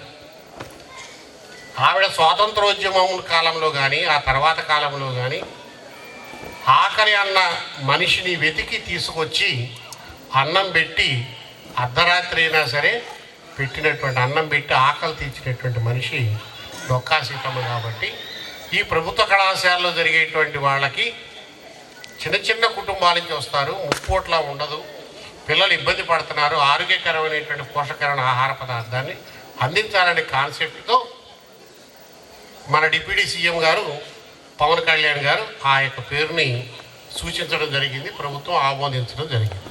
ఇంత చరిత్ర దాని వెనకాల ఉంటే దాన్ని తెలుసుకోకుండా వచ్చి కేవలం 2 ముక్కలు దాని గురించి మాట్లాడితే అది అసందర్భమే అవుతుంది. సో ఈ కోణంలో మనం ఆలోచించినప్పుడు యాజ్ ఏ లెక్చరర్లుగా మీరు ప్రతి ఒక్క విషయాన్ని తెలుసుకొని దాన్ని క్లాస్ రూమ్లో మీ పాఠ్యాంశాలతో పాటుగా చెప్పగలిగితే పిల్లవాడికి ఒక విజనరీ థింక్ ఏర్పడుతుంది. ఒక ఆలోచన తన యొక్క జీవితంలో తను ఏం కావాలి, ఆ విజన్ అనేటువంటిది మన వాడికి ఇవ్వగలిగితే బాగుంటుందనేటువంటిది నా యొక్క ఆలోచన అండి. అలాగనే ఇప్పుడు ఈ ఫేర్వెల్ ఫంక్షన్కి లో పాల్గొనేటువంటి విద్యార్థులకి ఒక చిన్న సూచన, పెద్ద సూచనలు అయితే ఇవ్వను. చిన్న సూచన ఏంటంటే మీరు ఒక్కసారి మీ తల్లిదండ్రుల యొక్క కష్టాలను గుర్తు తెచ్చుకోండి. మీరు ఖర్చు పెట్టే ప్రతి రూపాయి మీద కూడా మీరు శ్రమ లేదు. మీరందరికీ చెప్పేది ఒకటే పాయింట్ అండి, మీరు ఇక్కడ ఫీజు కట్టినా, మీరు డ్రెస్సులు కొనుక్కున్నా, మీరు తినే ప్రతి మెతుకు మీద, కట్టే ప్రతి బట్ట మీద, ఆలోచించే ప్రతి ఆలోచనల మీద మీ తల్లిదండ్రుల యొక్క శ్రమ, చెమట, రక్తం అవన్నీ ఉంటాయనేటువంటిది మీరు గుర్తుపెట్టుకున్నప్పుడు మాత్రమే మీరు నిజమైనటువంటి భారతదేశ పౌరులుగా, ముఖ్యంగా మన యొక్క సామాజిక మెంబర్గా ఉండటానికి అర్హులుగా ఉంటారు. ఆ విషయాన్ని ప్రతి ఒక్కసారి గుర్తు తెచ్చుకోవాలి. పరీక్షలు రాసే ముందు గుర్తు తెచ్చుకోవాలి. ప్రతి అన్నం ముద్ద తినే ముందు కూడా మీరు గుర్తు తెచ్చుకుంటే మీరు ఈ సమాజంలో జరిగేటువంటి చెడు వైపున వెళ్లకుండా మంచి వైపు నిలబడతారు. అలా నిలబడినప్పుడు మాత్రమే మీరు మంచి పౌరులుగా సమాజానికి సేవ చేయగలుగుతారు. మీ కుటుంబాన్ని ఉద్ధరించడానికి, ఉన్నత స్థానాల్లో చూపించడానికి అవకాశం ఉంటుందని తెలుపుకుంటూ ఈ అవకాశం ఇచ్చినటువంటి కళాశాల యాజమాన్యం వారికి, ఇతర అధికార బృందానికి అందరూ కూడా ధన్యవాదాలు తెలుపుకుంటూ ముగిస్తాం. Thank you. అయితే నాకు బాగా నాటుకున్నాయి. నాన్నగారు, అమ్మగారు మీకోసం ఎంత కష్టపడి మిమ్మల్ని ఇక్కడికి పంపిస్తున్నారు. మేము వచ్చే ప్రతిరోజు నవంబర్, డిసెంబర్లో ఎన్ని తుఫాన్లు వచ్చినాయి. పండినటువంటి పంట ఇంటికి తెచ్చుకోవటానికి ఎన్ని తంటాలు పడ్డారు మన తల్లిదండ్రులు. బేసిక్గా మన స్టూడెంట్స్ అందరి తల్లిదండ్రులందరూ కూడా రైతన్నలు అయి ఉంటారు. వాళ్ళు ఎంత కష్టపడితే, వాళ్ళు ఎంత ఇబ్బంది పడి ఈ వాతావరణ మార్పుల మూలకంగా ఆ పంట చేరే వరకు ఎన్ని ఇబ్బందులు పడ్డారో మీరందరూ కూడా ప్రత్యక్షంగా చూస్తున్నారో లేదో తెలియదు నాకు. మీకు అంత ఆలోచిస్తున్నారో లేదో కూడా పేరెంట్స్ గురించి సార్ చెప్పినటువంటిది మీరందరూ కూడా ప్రతిరోజు నిద్రపోయేటప్పుడు, లేచినప్పుడు ఒక్కసారి వారి కష్టాన్ని గుర్తు చేసుకుంటే మీరు తప్పకుండా మీరు ఎందుకు ఇక్కడ చేరారు, మనం ఎందుకు చదువుకోవాలి అనేటువంటిది ఆలోచన తప్పకుండా వస్తుంది. Thank you sir, thank you for your valuable speech. Principal గారు వచ్చి ఒక 4 మాటలు మాట్లాడాల్సింది కూడా. మీ అందరికీ జనరల్గా టైం అయినప్పుడు అందరి ఆలోచనలు డిఫరెంట్గా ఉంటాయి. ఒక్కొక్కళ్ళ ఆలోచనలు ఒక్కోలా ఉంటాయి. అవునా? ఇక్కడ మన ముందు ఒక 300-400 స్ట్రెంత్ ఉన్నారు కదా. ఈ 400లో మన బ్యాచ్ ఆలోచనలు చూస్తే ఒక్కోలా ఆలోచిస్తాడు. ఒకటి ఆలోచన ఎలా ఉంటుందంటే, 9:24 అయింది, ఆకలేస్తుంది రా బాబు. ఒక్కొక్కళ్ళు ఒక్కోలా ఆలోచిస్తారు నాన్న. ఇక్కడ ఏం చెప్తున్నారు అనేది సీరియస్గా వినేది, వినగలిగేది ఇక్కడ కూర్చున్న పేరెంట్స్ మాత్రమే, తల్లిదండ్రులు మాత్రమే. ఎందుకంటే వాళ్ళు చిన్నప్పటి నుంచి అన్ని కష్టాలు పడి ఎన్నో ఛాలెంజెస్ ఫేస్ చేస్తే వాళ్ళు ఇక్కడ దాకా వచ్చి ఇక్కడ కూర్చోగలిగారు. ఆ ఏజ్కి వచ్చి అంత ఎక్స్పీరియన్స్తో ఇక్కడ కూర్చోగలిగారు. సో ఇక్కడ చెప్పే ప్రతి మాటలో ఉన్న కష్టమైన, సుఖమైన వాళ్ళకి ప్రతి పాయింట్ అర్థమవుతుంది క్లియర్గా. మనకేం అర్థమవుతుంది? ఆకలిగా ఉంది, తినాలా, టైం అవుతుంది. ఇందాక కూడా సార్ నన్ను పిలిచారు, చూసే ఉంటారు మీరు, రాజశేఖర్ సార్ పిలిచి చెవులో చెప్తున్నారు, టైం అయిపోతున్నాయి, పిల్లలకి ఆకలిస్తూ ఉంటుంది, నువ్వు ఎక్కువసేపు లెంత్ తీసుకోకుండా తొందరగా క్లోజ్ చేయంటారు. సో వాళ్ళ ఆలోచన అలా ఉంది, పిల్లలకి ఆకలిస్తూ ఉంటుంది, మనం పెట్టాలి. వాళ్ళు మీ గురించి ఆలోచిస్తున్నారు. సో ఫస్ట్ నేను షార్ట్లు క్లోజ్ చేస్తానరా. మన ముందు సార్ ఉన్నారు, సార్ పేరు ఎర్రయ్య గారు. సో నేను ఆయనతో ఎక్కువ జర్నీ చేయలేదు, కానీ ఒక 2-3 సార్లు ఫేస్ చేశాను ఆయన్ని. ఇంతకుముందు మన కాలేజ్కి ఇన్స్పెక్షన్కి వచ్చారు. ఇన్స్పెక్షన్కి వచ్చినప్పుడు అంటే క్లాస్ రూమ్స్ ఎన్ని ఉన్నాయి, రూముల్లో లైట్లు ఎలా ఉన్నాయి, ఫ్యాన్లు ఎలా ఉన్నాయి, అసలు ఇన్ఫ్రాస్ట్రక్చర్ ఎలా ఉంది, ల్యాబ్లు పర్ఫెక్ట్గా ఉన్నాయా లేవా, ఇన్స్పెక్షన్ చేయడానికి వచ్చారు. వచ్చినప్పుడు ఆయన ముందు ఒక 2 hours 3 hours ముందు మన క్యాంపస్కి ఇంటిమేషన్ ఇచ్చారు, ఇన్స్పెక్షన్కి వస్తున్నామయ్యా, రూముల్లో ఫ్యాన్ల దగ్గర నుంచి లైట్ల దగ్గర నుంచి A to Z ల్యాబ్లు ఎలా ఉన్నాయి, ల్యాబ్లో ఎక్విప్మెంట్ ఏముంది, A to Z ప్రతి రూమ్లో ఎన్ని ఫ్లోర్లు ఉన్నాయి, ఫ్లోర్కి ఎన్ని రూమ్లు ఉన్నాయి, రూమ్లో ఎన్ని ఫ్యాన్లు ఉన్నాయి, ఎన్ని పని చేస్తున్నాయి. ఫ్యాన్లు పెట్టడం వేరు, పని చేయడం వేరు. రూమ్లో 10 ఫ్యాన్లు ఉంటాయి, 2 పని చేస్తాయి. అట్లా ఆ వర్షంలో ఆయన ఏమన్నారంటే అన్నీ రెడీ చేసి పెట్టండి, నేను వస్తున్నాను అన్నారు. ఆయన వచ్చిన తర్వాత కనీసం షీట్ ఒక్క కాలం కూడా ఫిల్ చేయలేము. ఆయన వచ్చి ఆఫీస్లో కూర్చున్నారు, డీటెయిల్స్ తీసుకురండి అన్నారు. మాకంత భయం వేస్తుంది. మేము అసలు ఏమి ఇన్ఫర్మేషన్ అంటే ఆయన ఇచ్చిన ఇన్ఫర్మేషన్ మేము అసలు ఏమీ చేయలేదు. ఆయన ఏమో పెద్ద ఆయన వస్తున్నారు, ఆయన ఎలా ట్రీట్ చేస్తారు, ఏమంటారో తెలియదు, అసలు ఆయన ఎలా ఫేస్ చేయాలని కంగారుగా రూమ్లోకి వెళ్ళాం.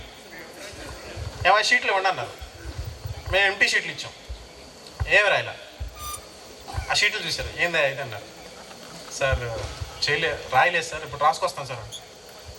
కూర్చో, నేను రాస్తాలే, కూర్చో, ఏ రూమ్లో ఎన్నెన్ని ఉన్నాయి చెప్పు, నేను రాసుకుంటాలే, నువ్వెందుకు ఇబ్బంది పడ్డావు అన్నారు. అంటే నేను ఎందుకు చెప్పానంటే, ఎగ్జాంపుల్ ఎందుకు చెప్పానంటే, జనరల్గా మనిషికి ఒక పొజిషన్ వచ్చిన తర్వాత, లేదా కొంత డబ్బు సంపాదించిన తర్వాత, ఒక మంచి జాబ్ వచ్చిన తర్వాత, వాళ్ళ way of talking, way of behaviour అనేది కొంచెం చేంజ్ వస్తుంది. కొంతమందికి కంప్లీట్గా చేంజ్ వస్తుంది, కొంతమందికి కొంచెం చేంజ్ వస్తుంది. ఎంత ఎదిగినా ఒదిగి ఉండాలి అనేది నాకు ఆయన చూస్తే గుర్తొస్తుంది. 3 times ఇప్పుడు 3 సార్లు కలిసాను ఆయన్ని, మాట్లాడలే, మళ్ళీ జస్ట్ అనిపిస్తుంది ఎంత ఎదిగినా ఒదిగి ఉండాలి అని. ఇంకోటరా, బైబిల్లో నాకు బాగా నచ్చిన సూక్తి ఏంటంటే, తనని తాను తగ్గించుకునేవాడు హెచ్చించబడిన అని ఒకటి ఉంటుంది, వినే ఉంటారు మీరు. నాకు అది బాగా నచ్చుతుంది. అండ్ ఆయన చూసినప్పుడల్లా నాకు అది గుర్తొస్తుంది. ఎవరైతే ఎదిగినా కూడా తగ్గి ఉంటారో వాళ్ళు లైఫ్లో ముందుకెళ్తారు నాకు. అండ్ ఇక్కడ మన డైరెక్టర్ సారు అండ్ మేడం కూర్చుని ఉన్నారు. ఇన్స్టిట్యూట్స్ గురించి, డిఫరెంట్ ఇన్స్టిట్యూట్స్ గురించి సార్ మీకు ఒక బ్రీఫ్గా చెప్పారు. మీరు విన్నారా లేదనేది నేనైతే విన్నా. ఎవరైనా ఇప్పుడు సార్ ఎర్రయ్య గారు మన స్టేట్లో అన్ని ఇన్స్టిట్యూట్స్లో ఉన్న ఆయన ఒక పాయింట్ చెప్పారు. ప్రతి బాత్రూమ్ దగ్గర నుంచాయా ఒక ఇన్స్టిట్యూట్కి సంబంధించి ఆ ఇన్స్టిట్యూట్లో ఉన్న బాత్రూమ్ డీటెయిల్స్ కూడా నాకు తెలుసు అని. అంటే he's not a normal person. ప్రతి ఇన్స్టిట్యూట్కి సంబంధించిన చరిత్ర ఆయన దగ్గర ఉందంటే ఆయన నార్మల్ పర్సన్ కాదు. అలాంటి ఒక పర్సన్ మన ఇన్స్టిట్యూట్కి వచ్చి, అరే బాబు, రాష్ట్రంలో ఉన్న అన్ని కాలేజీలు చాలా ఉన్నాయి, చైతన్య ఉంది, నారాయణ ఉంది, ఎన్ఆర్ఐ ఉంది, ఇంకోటి ఉంది, ఈ ఇన్స్టిట్యూట్ అన్నింటిలో కల్లా మీ ఇన్స్టిట్యూట్ గొప్పదరా బాబు అని చెప్తే ఒక్కడు కూడా క్లాప్స్ కొట్ల. మన బ్యాచ్ ఒక్కడు కూడా క్లాప్స్ కొట్ల. మన కాలేజీ గురించి గొప్పగా చెప్పారు ఆయన, కొట్టంటారా ఎప్పుడైనా?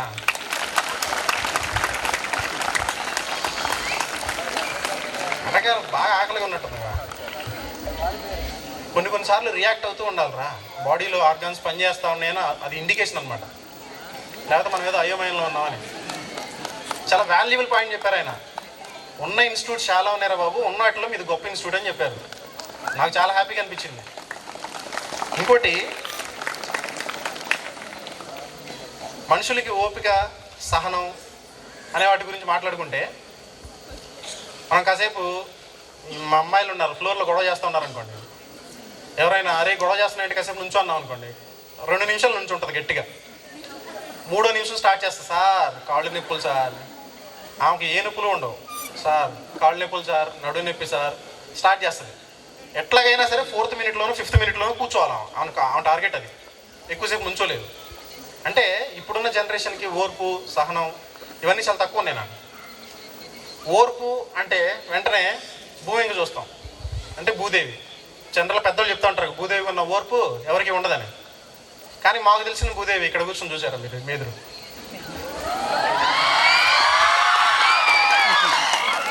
ఓపికరా, ఎంత ఓపిక అంటే ఒక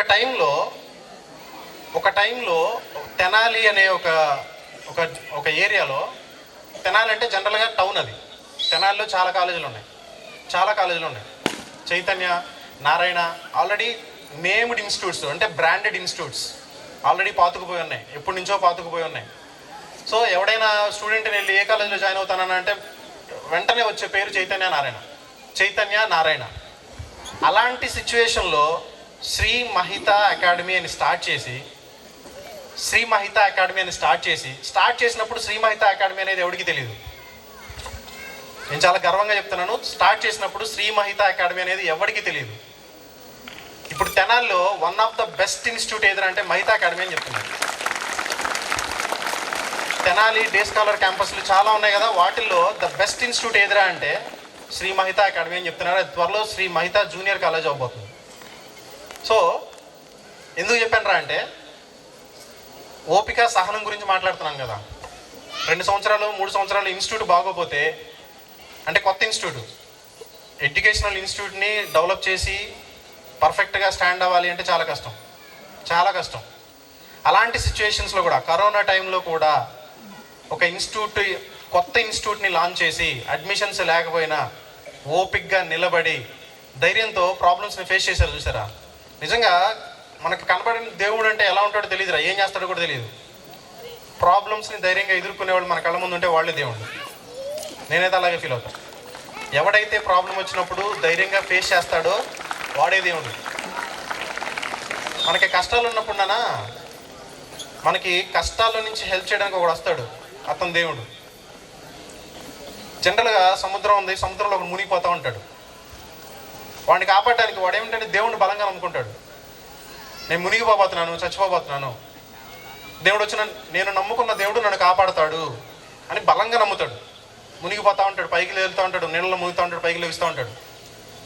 ఫస్ట్ ఒక చిన్న బోట్ వస్తుంది. అరే బాబు రారా, చెయ్యిస్తాను, కాపాడుతాను అంటాడు. వీడి నీళ్ళలో ఉన్నాడు చెప్తాడు, అరే నువ్వు పోరా, నువ్వు నన్ను కాపాడవసరం లేదు, నన్ను కాపాడడానికి నా దేవుడు వస్తాడు అని చెప్తాడు. ఆడు వెళ్ళిపోతాడు. కొంచెం పెద్ద బోట్ వస్తుంది, వాడు కూడా చేయిస్తాడు, అరే రారా కాపాడుతాను, చచ్చిపోతా లేకపోతే. అట్లా 2-3 బోట్స్ 4-5 బోట్స్ వెళ్ళిపోయిన తర్వాత వీడు ఇంకా వేరే సోర్స్ లేక, వాడిని కాపాడేవాడు లేక నీళ్ళలో మునిగి చచ్చిపోతాడు. చచ్చిపోయిన తర్వాత వీడు పైకి వెళ్తాడు. పైన దేవుడు ఎదురుగా వస్తే దేవుడిని అడుగుతాడు వీడు, దేవుడా నేను చాలా నమ్ముకున్నాను, ఇలా చేసావంటాయా, నువ్వు వచ్చి కాపాడుతావని నా దగ్గరికి వచ్చిన వాళ్ళు కూడా నేను పంపించేశాను, ఎందుకు రాలేదు, నేను చాలా సిన్సియర్గా చాలా నమ్మకంతో నిన్ను డైలీ నీకు పూజ చేయడం చేస్తూ ఉంటాను కదా, ఎందుకు రాలేదు నన్ను కాపాడడానికి అని అడుగుతాడు. దేవుడు చెప్తాడు, అరే పిచ్చోడా, ఫస్ట్ టైం నిన్ను కాపాడడానికి వచ్చింది నేనే, సెకండ్ టైము నిన్ను కాపాడడానికి వచ్చింది కూడా నేనే, థర్డ్ టైం వచ్చింది కూడా నేనే, ఫోర్త్ టైము నీకు అవకాశం ఇచ్చినా నీకు బ్రతికే ఇది లేదు అని నాకు అర్థమైంది, నేను రాలేదంటాడు. ఇంకా రాలేకపోయాను నేను, నువ్వు ఎలాగో బ్రతకని నాకు అర్థమైపోయింది అంటాడు. ఇక్కడ మనం ఆలోచించాల్సింది ఏంట్రా అంటే, అవకాశాలు అందరికీ వస్తాయిరా, మనకి ఫస్ట్ ఛాన్స్, ఫస్ట్ ఆపర్చునిటీ ఎప్పుడు కూడా మిస్ చేసుకోకూడదు. సో మనం ఏదైతే హార్డ్ వర్క్ చేస్తామో ఆ హార్డ్ వర్క్ రిలేటెడ్ సక్సెస్ మనకి ఎదురుగా వచ్చినప్పుడు దాన్ని మనం మిస్ చేసుకోకూడదు. చిన్నదైనా పెద్దదైనా, చిన్నది కావచ్చు పెద్దది కావచ్చురా. చిన్న ఎగ్జాంపుల్ చెప్తాను. ఫస్ట్లో ఎంఎస్సీ కెమిస్ట్రీ కంప్లీట్ అయిన తర్వాత, జస్ట్ ఫ్రెష్గా అప్పుడే కంప్లీట్ అయింది, టీచింగ్ అంటే నాకు చాలా ఇంట్రెస్ట్, చచ్చిపోయేవాడిని. పీజీలో ఒక సెమిస్టర్ మొత్తం ఒక 2 పేపర్లు మా హెచ్ఓడి నా చేతే చెప్పించాడు పేపర్లు. నువ్వు చెప్పరా బాబు, నేను నిద్రపోతాను, లాస్ట్ బెంచ్కి నిద్రపోయాడు. ఆయన నిద్రపోయిన సంగతి చెప్పట్లే, నేను క్లాసులు చెప్పిన సంగతి చెప్తున్నాను. ఒక సెమిస్టర్కి ఒక పేపర్ 2 పేపర్లు మొత్తం కంప్లీట్గా నేనే చెప్పాను టీచింగ్, పీజీలో ఉన్నప్పుడు. అంటే టీచింగ్ అంటే అంత ఇంట్రెస్ట్ అవగానే విజయవాడ శ్రీ చైతన్య జూనియర్ లెక్చరర్గా సెలెక్ట్ అయ్యా. 76 మెంబర్స్ వచ్చారు. కెమిస్ట్రీ సబ్జెక్టు 14 వేకెన్సీస్ ఉన్నాయి. 14లో నేను ఒకడిని, సెలెక్ట్ అయిన 14లో నేను ఒకడిని. 76 మెంబర్స్ అటెండ్ అయ్యారు. సో వాళ్ళలో చైతన్యలో హయ్యెస్ట్ శాలరీ, అప్పట్లో సెలెక్ట్ అయిన 14 మంది జేఎల్స్లో హయ్యెస్ట్ శాలరీ 4700 రా, నాదే హయ్యెస్ట్ శాలరీ 4700. తర్వాత 4500, 4000, 3000, 3500 చేసేవాళ్ళు కూడా ఉన్నారు జూనియర్ లెక్చరర్స్గా జేఎల్స్గా. నేను ఊళ్ళోకి వచ్చి మా సెంటర్లో థమ్సప్లు ఇచ్చా. ఒక కేసు థమ్సప్లు తీసుకొచ్చి, నాకు జాబ్ వచ్చిందిరా చాలా గొప్పగా. థమ్సప్లు ఇస్తుంటే మా చుట్టాల్లోనే కొంతమంది ఉన్నారు, దగ్గర వాళ్ళే. బయట వాళ్ళు మనకి చాలా వాల్యూ ఇస్తారు, మన రిలేటివ్స్ ఎవరు. మా చుట్టాల్లోనే ఒక అతను అన్నాడు, ఏమన్నాడంటే వీడికి వచ్చిన బోర్డు 4,700 రూపాయల జాబ్కి మళ్ళీ పార్టీలు థమ్సప్లు, ఈ పార్టీలు ఇస్తున్నాడు, థమ్సప్లు ఇస్తున్నాడు. ఏది 4,700 శాలరీకి అంత బిల్డప్ అవసరం లేదు. నా కొడుకులు ఉన్నారు చూడు, ఒక్కొక్కడికి 70,000 శాలరీ, 80,000 శాలరీ, ₹1,00,000 శాలరీ అన్నారు.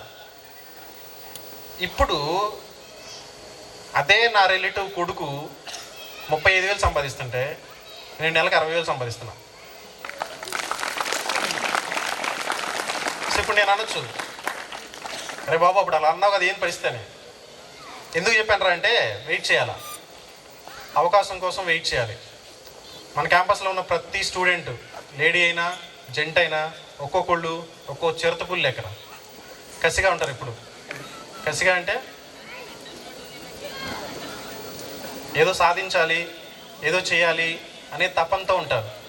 సో మీరు అదే కంటిన్యూ చేస్తేనన్నా సక్సెస్ అవ్వచ్చు. అది పెద్ద కష్టమైన పని ఏం కాదు. ఇంకో చిన్న ఎగ్జాంపుల్ చెప్తారా. నిన్న మన ఫంక్షన్కి ఇన్వైట్ చేయడానికి కొల్లూరు వెళ్ళాం, పోలీస్ స్టేషన్కి. అక్కడ ఎస్ఐ గారు కొంచెం తెలిసిన ఆయన, బాగా దగ్గర ఆయన పిలవడానికి వెళ్ళాం. వెళ్తే ఆయనతో మాట్లాడాము, ఇన్విటేషన్ ఇచ్చాము, తర్వాత ఫోటో ఒకటి దిగాము, మన డైరీ క్యాలెండర్ ఇచ్చాం. ఇచ్చిన తర్వాత ఆయనతో జస్ట్ లేసాం, పైకి లేసాం, ఇంకొచ్చేద్దాము, వెళ్ళొస్తాం సార్ అని చెప్పాం. సరే వెళ్ళరండి అయ్యా జాగ్రత్తగా, ఏమైనా సెక్యూరిటీ కావాలన్నారు. సెక్యూరిటీ అవసరం లేదండి మాకు, మా క్యాంపస్లో ఫంక్షన్ మా పిల్లలే చేసుకుంటారు, వాళ్ళే ఎంగేజ్ చేసుకుంటారు. ప్రతిదీ A to Z స్టార్టింగ్ నుంచి ఎండింగ్ వరకు పిల్లలే ఎంగేజ్ చేసుకుంటారు, ఎలాంటి డిస్టర్బెన్స్ వచ్చినా వాళ్ళే చూసుకుంటారు. ఎందుకు చెప్పానంటే, మన స్పోర్ట్స్ మీట్ జరిగింది. స్పోర్ట్స్ మీట్లో మన వాళ్ళు అద్భుతంగా పనిచేశారు. వాలంటీర్స్ని పెట్టాం, ఎక్సలెంట్గా చేశారు. ప్రతి కార్నర్ నుంచి అబ్జర్వ్ చేశారు క్యాంపస్లో ఏం జరుగుతుంది అని. సో అదేంతో నేను ఆయనకి చెప్పా, అవసరం లేదండి మాకు, నిజమరా ఇది మన కాలేజీ సెక్యూరిటీ పంపించడం ఏంటి ఎస్ఐ గారు, ఇవన్నీ మీరు ఆలోచించొద్దా, జరిగిందే చెప్తున్నా. సెక్యూరిటీ పంపిస్తానా, పంపించమంటావా అన్నాడు. రిలేటివే, అందుకే ఆ చదువుతూ అన్నాడు ఆయన. అవసరం లేదు సార్, మా పిల్లలు చూసుకుంటారని చెప్పా. లేచిన తర్వాత నాకు డౌట్ వచ్చేందుకు ఆయనతో షేర్ చేసుకోవాలనిపించింది. సార్ నేను అడిగాను ఆయన్ని, సార్ ఇదివరకు జనరేషన్కి, అంటే మేము చిన్నపిల్లలప్పుడు మా ముందు జనరేషన్కి ఇప్పుడున్న జనరేషన్కి చాలా డిఫరెన్స్ ఉంది సార్. ఎవడైనా స్టూడెంట్ తప్పు చేస్తే అరే ఇది తప్పురా అని చెప్పడం తప్పు అవుతుంది. వాడు రిలీజ్ అవ్వకపోగా వాడి పేరెంటో లేకపోతే వాడి చుట్టాలో ఇంకో 10 మంది నెగిటివ్గా రియాక్ట్ అయ్యి ఇట్లా రెస్పాండ్ అవుతున్నారు సార్, అసలు ఏంటి సిచ్యువేషన్ అన్న. ఆయన అన్నాడు, కూర్చోరు నువ్వు ముందు చైర్లో అన్నాడు. కూర్చున్నా. నీకు ఒకటి చెప్తాను, ఏమనుకో మాకు అన్నాడు. చెప్పండి సార్ అన్న. పెదనాన్న అవుతాడే, చెప్పండి సార్ అన్న. ఆయన చెప్పిన మాట ఏంటంటే, నువ్వు కాలేజ్కి వెళ్తున్నావా, శాలరీ తీసుకుంటున్నావా, సాయంత్రం ఇంటికి వెళ్ళి ఫ్యామిలీతో ఎంజాయ్ చేసావా లేదా, కాలేజీలో పిల్లాడు ఏం చేస్తున్నాడు, వాడు ఎక్కడ పడుకుంటున్నాడు, ఎక్కడ తిరుగుతున్నాడు, ఏం చేస్తున్నాడు పట్టించుకోవద్దు అన్నాడు. అంటే నాకు కొంచెం బాధ అనిపించింది. సార్ ఒక నేమ్డ్ ఇన్స్టిట్యూట్లో ఉండి, ఓ లెక్చరర్గా ఉండి లేదా ఒక ప్రిన్సిపల్గా ఉండి మన ముందు పిల్లాడు తప్పు చేస్తుంటే చూస్తా ఊరుకోలేం కదా సార్ అన్న. ఆయన ఏమన్నాడంటే, చూస్తా ఊరుకోలేవు కరెక్టే, చూసి అరే ఏంట్రా ఇలా జరుగుతుంది అని నువ్వు ఆలోచించావా, నువ్వు బ్రతకలేవు. ఎందుకు బ్రతకలేవు? నీకు మనశ్శాంతి ఉండదు. కాబట్టి నువ్వేం చేయాలా, ఫస్ట్ తారీఖు రాగానే నీకు శాలరీ వేస్తారు. నీకు క్లాస్ చెప్పుకోవడానికి ఒక టైం ఇచ్చారు, ఆ టైంకి వెళ్ళి క్లాస్ చెప్పుకో, ఫస్ట్ తారీఖు శాలరీ తీసుకో, 5ంటికి కాలేజ్ అయిపోద్దా, ఇంటికి వెళ్ళి పడుకో, పెళ్ళ ఉంటుంది, పిల్లలు ఉంటారు, ప్రశాంతంగా ఎంజాయ్ చేయి. నీ లైఫ్ ఒక డైరెక్షన్లో ఉంది, ఏంటి, నీ ఫ్యామిలీ పిల్లలు. ఇక్కడ నువ్వు జస్ట్ పని చేస్తున్నావు అంతే. ఆయన ఎందుకు అలా మాట్లాడాల్సి వచ్చింది, నేను అడిగా, ఎందుకు సార్ మీరు అలా మాట్లాడుతున్నారు, అది కరెక్ట్ కాదు కదా, స్టూడెంట్ నువ్వు అట్లా పట్టించుకోకుండా ఉండడం అనేది కరెక్ట్ కాదు కదా అని ఆయన డైరెక్ట్గా అడిగాను. ఆయన ఏం చెప్పాడంటే, పెసర్లంకలో ఒక స్కూల్ ఉంది, స్కూల్ పేరు చెప్పట్లేదు, స్కూల్ ఉంది. ఆ స్కూల్లో 6th క్లాస్ ఒక ఆడపిల్లని టీచర్ కొట్టాడంట, చదవట్లేదని కొడితే ఓ 2 దెబ్బలు వేసాడంట. ఆ స్టూడెంట్ వెళ్ళి వాళ్ళ పేరెంట్స్ దగ్గర ఆడవటం, వాళ్ళ పేరెంట్స్ ఆ చుట్టుపక్కల పేరెంట్స్ ఇంకో ఒక 30 మెంబర్స్ 50 మెంబర్స్ గ్యాదర్ అయ్యి వచ్చి రోడ్డు మీద ధర్నాలు చేసి ఆ టీచర్ మీద కేసు పెట్టారు. ఏమని కేసు పెట్టారు, ఆ ఆడపిల్లని హెరాస్ చేస్తున్నాడు, ఈ పంతులు ఆడపిల్లని హెరాస్ చేస్తున్నాడు అని కేసు పెట్టారు.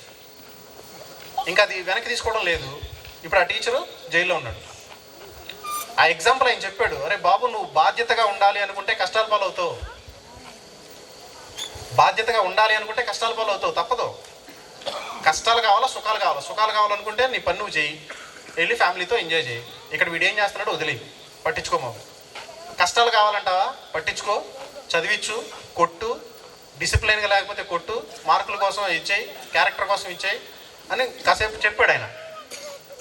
నాకేమనిపించిందంటే, ఒక టీచర్గా ఉన్నప్పుడు ఒక ఇన్స్టిట్యూట్, ఒక రెస్పాన్సిబుల్, ఎప్పటి నుంచో ఇప్పుడున్న ఇన్స్టిట్యూట్ కాదు ఇది, ఎప్పటి నుంచో ఉన్న ఒక ఇన్స్టిట్యూట్లో పనిచేస్తా ఒక టీచర్గాను ఒక ప్రిన్సిపల్గాను ఉన్నప్పుడు పిల్లాడిని సరైన మార్గంలో పెట్టలేకపోతే మనం ఉన్నా లేనట్టునే నాకు అనిపించింది అట్లా. సో ప్రతి కాలేజీలో ప్రతి ఇన్స్టిట్యూట్లో ఇప్పుడు ప్రజెంట్ జరుగుతుంది అదే. ఎవడు పట్టించుకోవట్లా, ఏం చేస్తున్నారు, ఎక్కడ తిరుగుతున్నారు, ఎవడు పట్టించుకోవట్లా. ఒక పట్టించుకొని రెస్పాన్సిబిలిటీ తీసుకునే ఇన్స్టిట్యూట్లో నేను పనిచేస్తున్నానంటే నాకైతే చాలా గర్వంగా ఉంది. సో ఇక్కడ ఈ ఇన్స్టిట్యూట్లో ఇండిసిప్లిన్ యాక్సెప్ట్ చేయరు, ఇండిసిప్లిన్ని యాక్సెప్ట్ చేయరు. ఆడుకోండి, చదువుకోండి, మంచి మార్క్స్ తెచ్చుకోండి.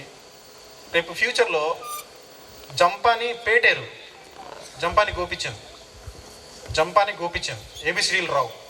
ఏబిసిడీలు రావు అంటే ప్రతి ఒక్కడికి ఏబిసిడీలు వస్తాయా? నేను ఆ వర్షన్ అది కాదు. ఏబిసిడీలు రావు అంటే వాడికి చదవటం రాయడం రాదు. జంపాని గోపించింది పేరు. ఇప్పుడు ఆర్మీలో ఉన్నాడు. ఆర్మీ అంటే సెలక్షన్స్ ఉంటాయి, రిటర్న్ టెస్ట్ ఉంటుంది, ఎంట్రన్స్ ఉంటుంది, మొత్తం అన్నీ పాస్ అయితేనే కదా పంపించేది. ఊరికే హైట్ ఉంటే తీసుకోరుగా, రారా బాబు అని తీసుకోరు. పాస్ అవ్వడానికి చాలా కష్టపడ్డాడు స్టూడెంట్, పాస్ అవ్వడానికి చాలా కష్టపడ్డాడు. అలాంటి ఒక స్టూడెంట్ ఇప్పుడు ఆర్మీలో ఉన్నాడు, రెస్పాన్సిబుల్ పొజిషన్లో ఉన్నాడు. ఆర్మీలో ట్రైనింగ్ అయి రీసెంట్గా పోస్టింగ్కి వెళ్ళాడు జమ్మూ కాశ్మీర్. సో మన దగ్గర స్టూడెంట్, వాడు మన దగ్గర స్టూడెంటే, పాస్ అవ్వడానికి కష్టపడ్డాడు.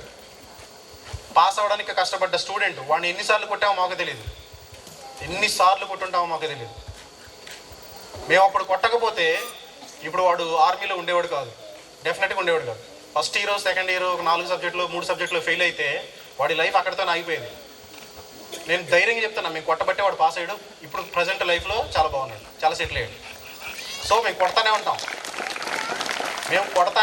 కొట్టుడు మాత్రం ఆపం. మీరు క్రమశిక్షణలో ఉండేంతవరకే. క్రమశిక్షణలో ఉన్నారా? అవి ఏమి ఉండవు. క్రమశిక్షణలో లేవా? ఏటి దారి అదే. మీరు ఎట్లా రిసీవ్ చేసుకుంటారు దాన్ని అనేది నాకైతే తెలియదు. మా ఊర్లో మురళీకృష్ణ అన్నయ్య అవుతాడు నాకు, వాళ్ళ నాన్న ఇక మన దగ్గర చదివాడు. Government school ZBHS Tumuluru government school నుంచి వచ్చాడు. 8.7 పాయింట్స్, అప్పట్లో జీపీఏ 8.7. ఫస్ట్ టైం అన్నవరం గౌడపాలెం అనే ఊరు నుంచి ఒక ఎన్ఐటి స్టూడెంట్ మురళీకృష్ణ, ఒక రూరల్ బ్యాక్గ్రౌండ్ నుంచి, ఒక పల్లెటూరు, ఎక్కడో పల్లెటూరు, ఒక మారుమూల పల్లె. అన్నవరం గౌడపాలెం అంటే ఎవడికి తెలియదు. ఇక్కడ నుంచి పక్క ఊరు వెళ్తే అన్నవరం, కొల్లూరు వెళ్ళి మాది అన్నవరం గౌడపాలెం అని చెప్పామనుకో, ఏడాది అంటారు, ఎవడికి తెలియదు. సో ఒక రూరల్ పల్లెటూరు నుంచి, ఎక్కడో ఒక మారుమూల పల్లెటూరు నుంచి మా ఊర్లో ఏదన్నా హెల్త్ ఇష్యూ వస్తే తెనాలు తీసుకెళ్ళడానికి గంట పట్టుద్దిరా. ఇప్పుడున్న రోడ్లలో తీసుకెళ్ళడానికి 1.5 గంటలు పట్టుద్ది. ఇప్పుడు ప్రజెంట్ ఉన్న రోడ్లలో తీసుకెళ్ళడానికి 1.5 గంటలు పట్టుద్ది. సరైన హాస్పిటల్ ఫెసిలిటీ ఉండదు. అలాంటి ఒక ఊరు నుంచి ఫస్ట్ ఎన్ఐటి స్టూడెంట్ మురళీకృష్ణ. వాడు గవర్నమెంట్ స్కూల్ నుంచి వచ్చాడు. చదువుకునే వాళ్ళకి ఎక్కడైనా ప్లాట్ఫామ్ దొరుకుతుంది, చదువుకునే వాడికి ఎక్కడైనా ప్లాట్ఫామ్ ఉంటుంది. వాడికి ఇచ్చిన ప్లాట్ఫామ్ 2 సంవత్సరాలు మన దగ్గర హాస్టల్లో ఫ్రీ ఎడ్యుకేషన్ ఇచ్చారు సార్ వాళ్ళు, డైరెక్టర్ సార్ వాళ్ళు. నేను చదువుకుంటాను అంటే ఎంకరేజ్ చేస్తారు. వాడి డబ్బులు కట్టగలడా? ఎప్పుడు ఏ హాస్టల్ ఇన్స్టిట్యూట్ అయినా సరే వీడు డబ్బులు కట్టగలడా లేదా, ₹1,00,000 కడతాడా, ₹1,50,000 కడతారా? వీళ్ళేమంటారు తెలుసా, వాడు చదువుతాడా లేదా, చదువుతాడా తీసుకొచ్చి లోపల పెట్టు, రూపాయి కట్టద్దు, చదువుకుంటాడు. ఇది వాళ్ళ తరం, ఈ తరానికి వచ్చిన అలవాటు కాదురా, అది వాళ్ళ తాతల నుంచి వచ్చింది. కొలసాని వెంకట సుబ్బయ్య చౌదరి గారి దగ్గర నుంచి వచ్చింది అది. ఆయన కూడా అంతే, డబ్బులు కట్టలేడా, ముందు తీసుకొచ్చి లోపల పెట్టరా, వాడే చదువుకుంటాడని వాడు. పెద్దోళ్ళు చెప్తే విన్నా, నాకు కూడా తెలియదు. అదే అలవాట్లు, అదే హ్యాబిట్స్ ఇప్పుడు వీళ్ళకి వచ్చినాయి. వీళ్ళ తర్వాత వీళ్ళ నెక్స్ట్ జనరేషన్ కూడా వస్తాయి. మా ఊరు వాళ్ళకి తెలుసు, ఎవరన్నా ఉంటే తెలుసు. మురళీకృష్ణ వాడు ఫ్రీగా చదువుకున్నాడు, 2 సంవత్సరాలు ఫ్రీగా చదువుకున్నాడు. బయట చదివితే 2 లక్షలు అయ్యాయి. వాటి తర్వాత కూడా చాలామంది చదివారు మా ఊరి నుంచే. సో మీరు ఒబీడియంట్గా చదువుకోగలిగితే మీకు ప్రతి చోట ప్లాట్ఫామ్ దొరుకుతుంది, ప్రతి చోట దొరుకుతుంది. ఎవడైతే కష్టం అనుకోకుండా ఇష్టంగా పనిచేస్తాడో వాడికి సక్సెస్ వస్తారా. సో ఎక్కువ టైం విసిగించుంటే క్షమించాలి, సెలవు తీసుకుంటున్నాను. ఇంకా ఈ వయసులో తప్పేంటి అనేది, మేము చేస్తున్న తప్ప ఒప్ప అనేది మీకు తెలియనటువంటి వయసు. అది చెప్పాల్సినటువంటి బాధ్యత మా అందరి మీద ఉంది. సో మేనేజ్మెంట్ సపోర్ట్తోనే వీళ్ళు అవన్నీ చేస్తారు, చేయాల్సిందే. మీకు మీరేం చేస్తున్నారు అది కరెక్ట్ కాదురా అనేది ఏ టోన్లో చెప్పాలో, ఏ స్టూడెంట్కి ఏ టోన్లో చెప్పాలో అనేది ఇక్కడ ఉన్నటువంటి వాళ్ళందరికీ తెలుసని నేను అనుకుంటున్నాను. ఆ లైన్ దాటకుండానే వీళ్ళంతా చేస్తూ ఉన్నారు, అది మీరంతా గమనిస్తున్నారని నేను అనుకుంటున్నాను. అట్లాగే చాలా సమయాభావం అయింది, చాలా టైము అయింది, చాలా దూరం కూడా వెళ్ళాలి. బెస్ట్ స్టూడెంట్ను అవి ఇచ్చిద్దాము, 1-2 వెళ్ళాము. సీనియర్ స్టూడెంట్స్లో the best outgoing male, the best outgoing female, మనం 2 స్టూడెంట్స్ని ఎంకరేజ్ చేస్తూ ఏదో ఒక గిఫ్ట్ ఇస్తాం నాన్న. సో ఫస్ట్ నేను I'm going to announce the best student of the outgoing year 23-25 female Amarisetti Bhavyasri.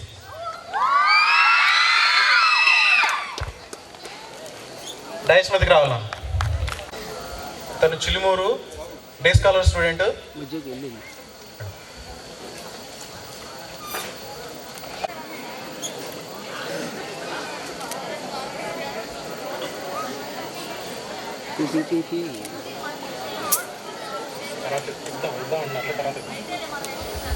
From senior mains.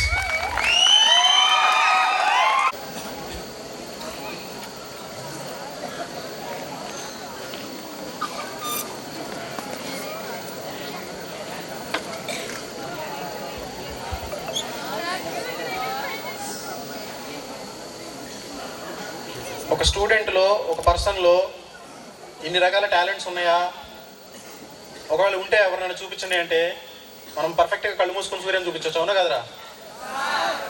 Multi talented, అంతేనా?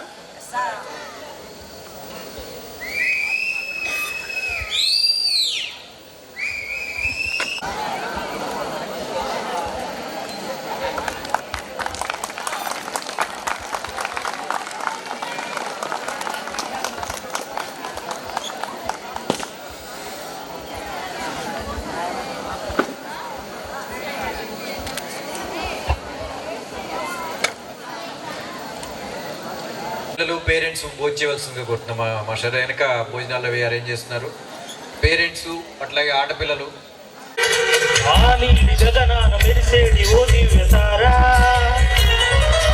ఎన్నెన్ని జన్మాలు వేచాను నేను చేరా,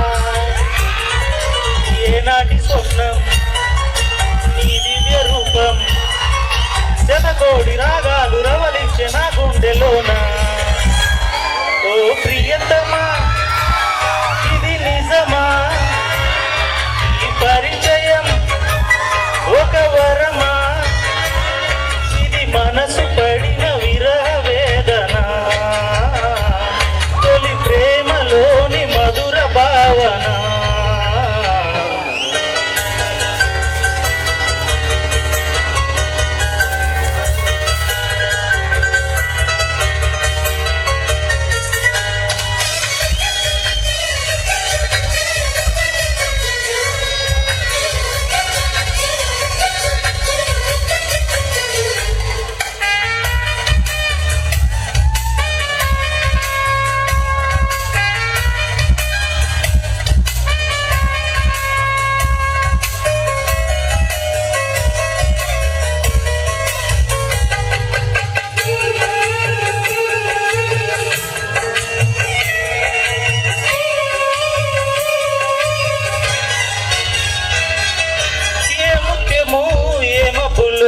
దాగున్నదో తెలిసేదేలా, ఏ స్నేహము అనుబంధమై ఓడి చేరునో తెలిపేదేలా. నా గుండె పొదరింట నీ కళ్ళు అలేక ఏ ఆశ చిగురించెనో, వెచ్చని నీ శ్వాస నా మేను తడిమేక ఏ ఊహ శృతి మించెను. ఎన్ని జన్మాల బంధాలు శ్రీ పారిజాతాలై విచ్చాయో చెప్పేదెలా. ఎన్ని నయనాలు నా వంక ఎర్రంగా చూశాయో ఆ గుట్టు విప్పేదెలా. ఓ ప్రియతమా దయగనుమా నీ చూపే చాలు చంద్రకిరణమా. నా జన్మ ధన్యమౌను ప్రాణమా.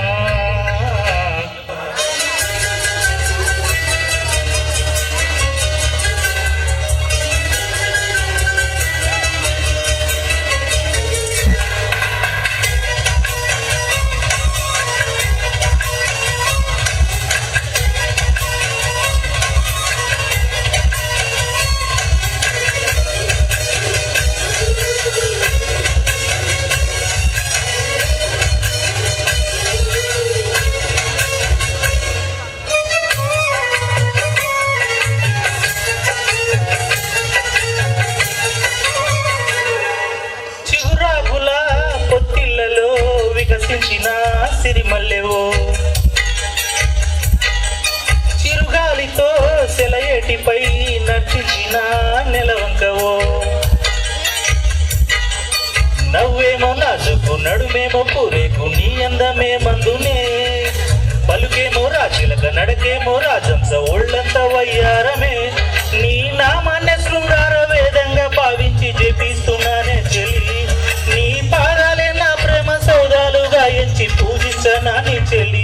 ఓ ప్రియతమా అవుననుమా కనలేవ ప్రియుని హృదయ వేదన. కరుణించు నాకు వలపు దీవెనా. ఆ నీలి గగనాన మెరిసేటి ఓ దివ్యతారా. ఎన్నెన్ని జన్మాలు వేచాను నే నిన్ను చేరా.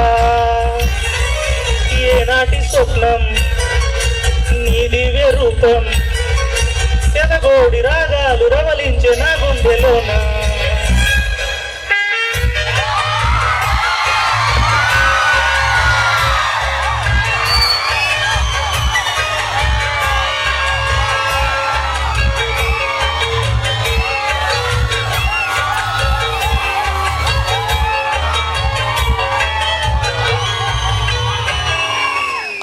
మౌదార్య రెడీగా ఉన్నాడు.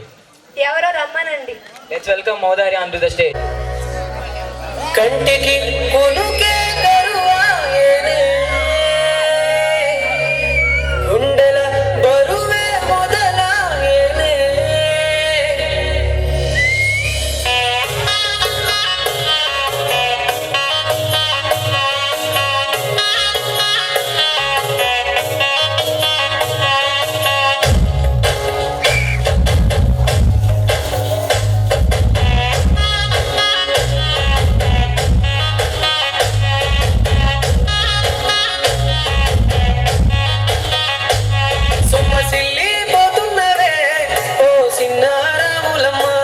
చెమ్మగిల్లి ముద్దియవే చూపించవే నాపై ప్రేమ.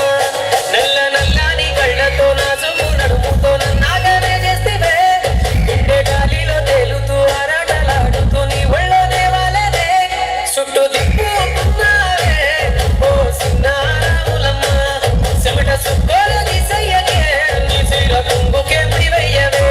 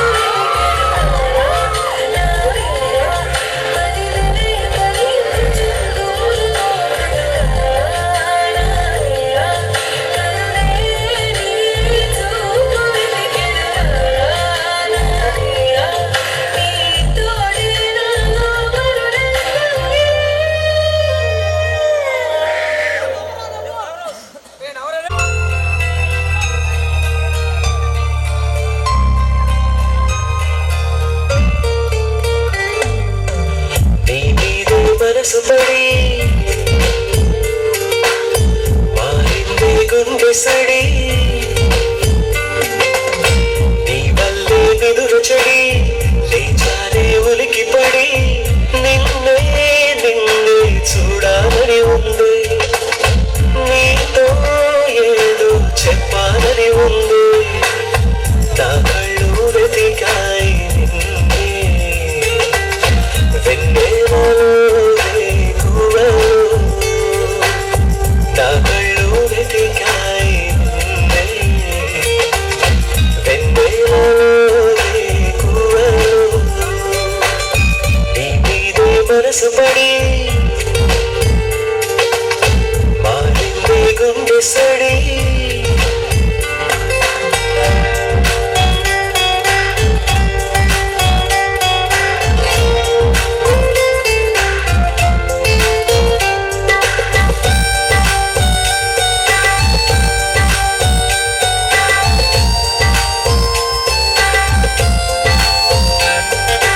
మునిగిందిలే మది నీ ధ్యాసలో తేలదు కదా ఇక ఈ జన్మలో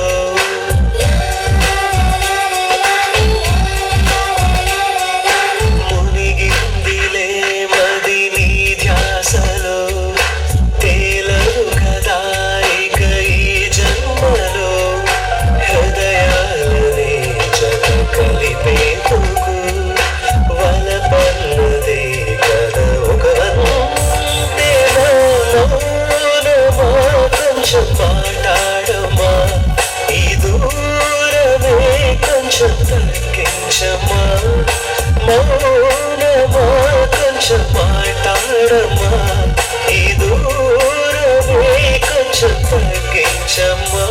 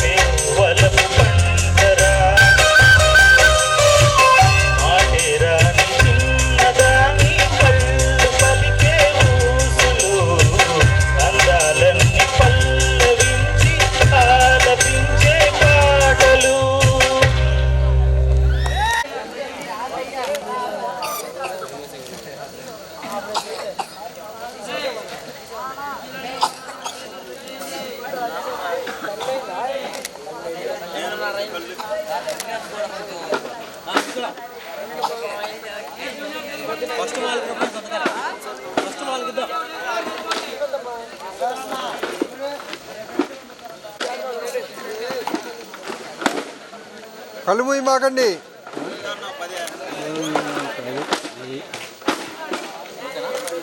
ఓకే ఓకే స్మైల్. ఎడగట్లు ఆగుతారా? Okay okay okay smile.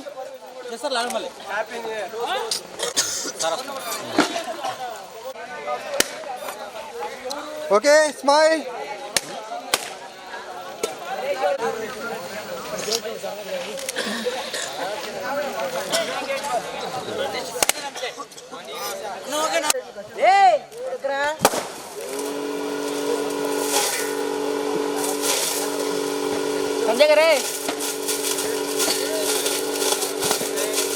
ఇంకెవరు ఉన్నారు రావాల్సిన వాళ్ళు?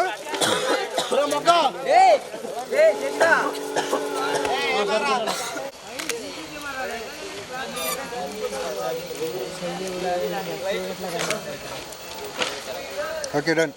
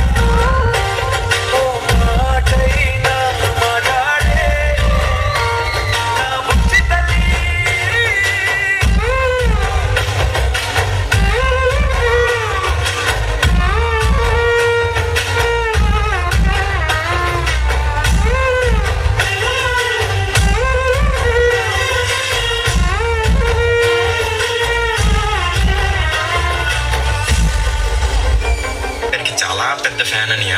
నేను కూడా ఆయన్ని గుర్తు తెచ్చుకుంటూ ఒక సాంగ్ చేద్దామనియా.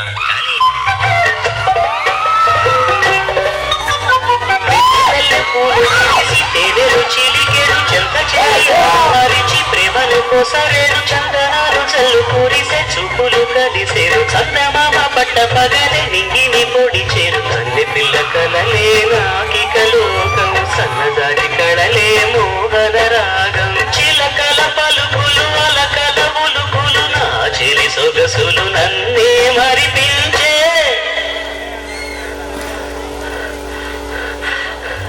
మాటేరాని చిన్నదాని కళ్ళు పలికే అందాలంటి పల్లవించి ఆలపించే పాటలు